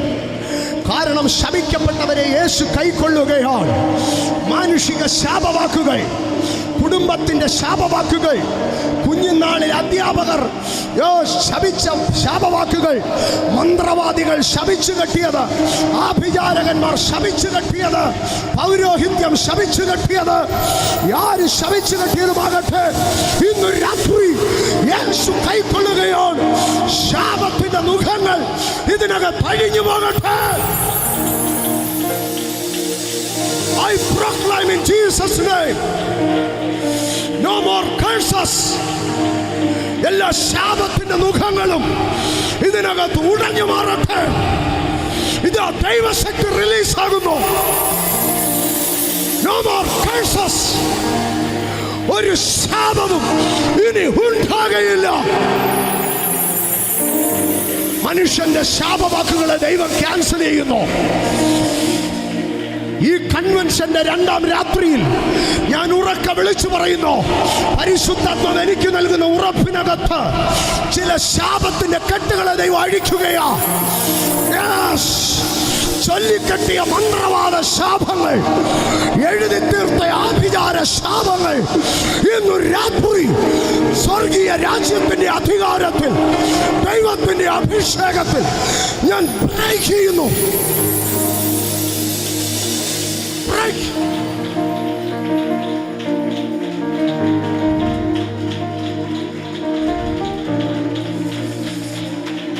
വിദ്യാഭ്യാസത്തിന്റെ മേൽ വീണ ശാപം അഴിയട്ടെ. സാമ്പത്തികത്തിന്റെ മേൽ വീണ ശാപം അഴിയട്ടെ. സഭകളുടെ മേൽ വീണ ശാപം അഴിയട്ടെ. ശുശ്രൂഷയുടെ മേൽ വീണ ശാപം അഴിയട്ടെ. ഹോളി സ്പിരിറ്റ്, മക്കൾ ജനിക്കത്തില്ലെന്ന് പറഞ്ഞു കെട്ടിയ ശാപം അഴിയട്ടെ. കുടുംബങ്ങൾക്കകത്ത് മക്കൾ ജനിക്കത്തില്ലെന്ന്, നിനക്ക് തലമുറ ഉണ്ടാകത്തില്ലെന്ന് പറഞ്ഞ ശാപങ്ങൾ അഴിയട്ടെ. സാമ്പത്തിക മേഖലയെ കെട്ടിയ ശാപങ്ങൾ ഇതിനകം പഴിയട്ടെ. വിദ്യാഭ്യാസത്തിന്റെ അടുത്ത തലത്തിൽ നീ കയറത്തില്ലെന്ന് പറഞ്ഞ ശാപങ്ങൾ യേശുവിന്റെ നാമത്തിൽ അഴിഞ്ഞു മാറട്ടെ. In Jesus' name. യേശു ക്രിസ്തുവിന്റെ അധികാരമുള്ള നാമത്തിൽ ഇന്ന് രാത്രി ഞാൻ ഇതിനകത്ത് ശാപത്തിന്റെ മുഖങ്ങളെ ഒടിച്ചു കളയുന്നു. ശാപത്തിന്റെ കയറുകളെ ഞാൻ അഴിച്ചു മാറ്റുന്നു. ശാപങ്ങളെ യേശു തൊടുന്നു. ശാപങ്ങളെ യേശു തൊടുന്നു. ശാപിക്കപ്പെട്ട കുടുംബങ്ങളെ യേശു തൊടുന്നു. ഇന്ന് രാത്രി ഒരുപക്ഷെ ഹോളിൽ നിങ്ങൾക്ക് കടന്നു വരാൻ കഴിഞ്ഞില്ലായിരിക്കാം. നിങ്ങളായിരിക്കുന്ന വീടുകളിൽ ഇരുന്ന് യേശുവേ എന്നൊന്ന് ഉറക്കെ വിളിച്ച് ഈ രാത്രി ആ ഒരൊറ്റ വിളി, ആ ഒരൊറ്റ ശബ്ദം നിന്റെ കുടുംബത്തിന്റെ ശാപങ്ങളെ അഴിച്ചു മാറ്റുകയോ. I command in Jesus' name, be free from every manner of curses.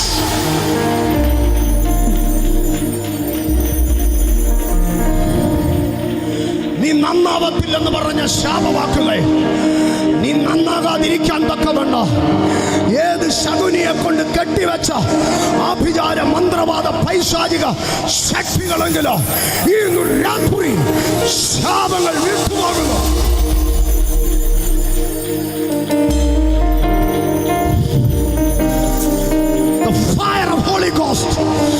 പരിശുദ്ധാത്മാവിന്റെ അഗ്നി ഇതിനകത്ത് കത്തുന്നു. അഭിഷേകത്തിന്റെ അധികാരം ഇതിനകത്ത് വ്യാപരിക്കുന്നു.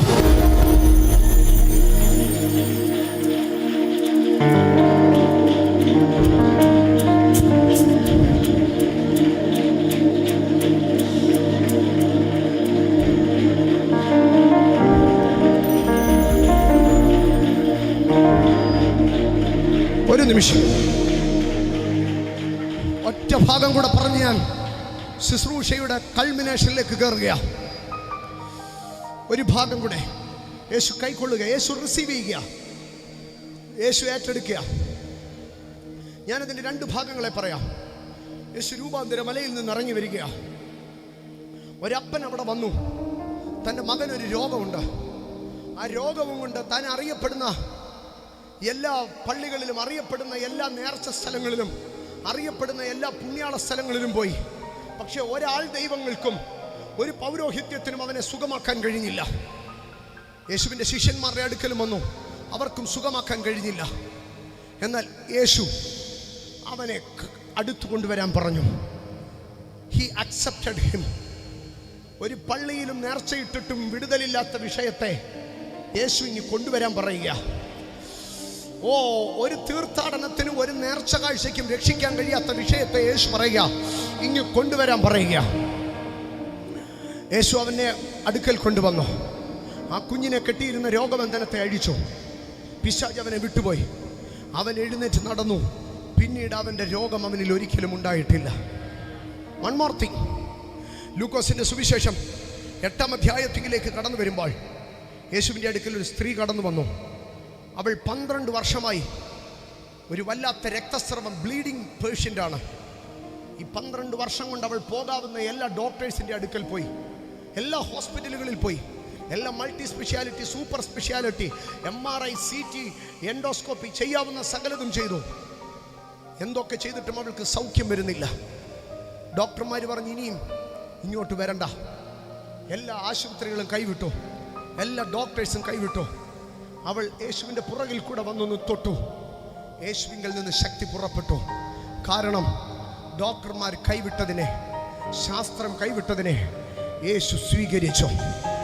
മനുഷ്യൻ അസാധ്യമെന്ന് പറഞ്ഞ വിഷയങ്ങളെ യേശു കൈനീട്ടി മേടിച്ചു. ഇന്ന് രാത്രി യേശു നിങ്ങളെ കൈക്കൊള്ളുകയാണ്. യേശു നിങ്ങളെ കൈക്കൊള്ളുകയാണ്. മനുഷ്യൻ നടക്കത്തില്ലെന്ന് പറഞ്ഞ വിഷയത്തെ നടത്തുവാൻ യേശു നിങ്ങളെ കൈക്കൊള്ളുകയാണ്. Tonight, ഇന്ന് രാത്രി യേശു കൈക്കൊള്ളുന്നു. വിശ്വസിക്കുന്നവർ മാത്രം എഴുന്നേറ്റ് നിന്നോട്ട്. ഇന്ന് രാത്രി വിശ്വസിക്കുന്നവർ മാത്രം എഴുന്നേറ്റ് നിന്നാട്ടെ. മനുഷ്യൻ തള്ളിക്കളഞ്ഞതിനെ ദൈവം കൈയേക്കാൻ പോവുകയാ. മനുഷ്യൻ ഉപേക്ഷിച്ചതിനെ ദൈവം കൈയേക്കാൻ പോവുകയാ. മനുഷ്യന് വേണ്ടാത്തതിനെ ദൈവം കൈയേക്കാൻ പോവുകയാ. മനുഷ്യൻ പ്രാഗി ശമിച്ച് കെട്ടിയതിനെ യേശു കൈയേക്കാൻ പോവുകയാ. എല്ലാവരും ഉപേക്ഷിച്ചുവെന്ന് പറഞ്ഞ വിഷയത്തെ യേശു സ്വീകരിക്കാൻ പോവുകയാ. ഈ രാത്രി യേശു നിന്നെ തൊടുന്ന രാത്രിയാ.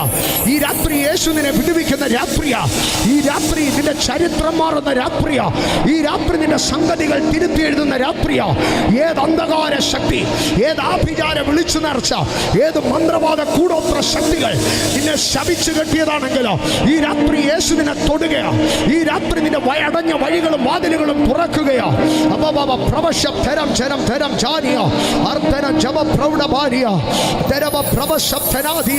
അസാധ്യമെന്ന് നീ കരുതിയതൊക്കെ ഈ രാത്രി ദൈവം സാധ്യമാക്കുകയാ. അസാധ്യമെന്ന് നീ കരുതിയതൊക്കെയോ ഈ രാത്രി യേശു സാധ്യമാക്കുകയാ. ഓ മനുഷ്യൻ കൈയൊഴിഞ്ഞോ, ഇനി ഇത് നടക്കത്തില്ലെന്ന് പറഞ്ഞ് മനുഷ്യൻ കൈയൊഴിഞ്ഞ വിഷയങ്ങളെ ഈ രാത്രി യേശു കൈയേൽക്കുകയാ.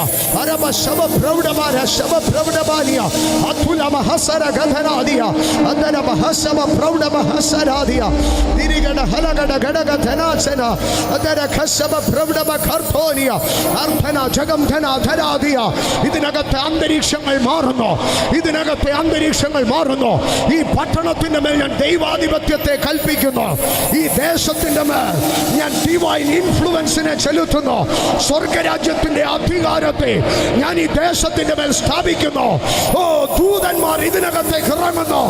ദൈവത്തിന്റെ ഒരു കാറ്റ് മിസ്രൈമിലേക്ക് ഒരു കിഴക്കൻ കാറ്റ് വന്നതുപോലെ, ചെങ്കടലിലേക്ക് ഒരു കിഴക്കൻ കാറ്റ് വന്നതുപോലെ ഇന്ന് രാത്രി ഒരു സ്വർഗീയ കാറ്റ്, ഒരു സ്വർഗീയ കാറ്റ് ഈ ദൈവസഭയ്ക്കകത്തേക്ക്, ഈ ദേശത്തിനകത്തേക്ക് റിലീസ് ആവുകയാണ്. യേശു ക്രിസ്തുവിന്റെ അധികാരമുള്ള നാമത്തിൽ ഇന്ന് രാത്രി അസാധാരണമായ വിടുതലുകളുടെ ഫലം. അസാധ്യമെന്ന് മനുഷ്യൻ പറഞ്ഞതിനെ നോക്കി ഇന്ന് രാത്രി സ്വർഗം പറയുന്നു, സാധ്യമേ, എല്ലാം സാധ്യമേ. എന്റെ യേശു എന്റെ കൂടെയുള്ളതാൽ മനുഷ്യൻ അസാധ്യമെന്ന് പറഞ്ഞ് തള്ളിക്കളഞ്ഞ വിഷയത്തിന്റെ മേൽ ദൈവിക സാധ്യത വെളിപ്പെടുന്നു. ഈ രാത്രി സ്വർഗം ചലിപ്പിക്കുകയാ ചിലതിനെ. 38 വർഷമായി എഴുതി തള്ളിയ വിഷയത്തിന്റെ യേശു ഏറ്റെടുക്കുക. 12 വർഷമായി സകലത് നഷ്ടപ്പെട്ട വിഷയത്തെ യേശു ഏറ്റെടുക്കുക. കുടുംബവും കുലവും തള്ളിയ വിഷയത്തെ ഈ രാത്രി യേശു ഏറ്റെടുക്കുകയാ. എല്ലാവരും കൈവിട്ട വിഷയത്തെ ഈ രാത്രി യേശു ഏറ്റെടുക്കുക.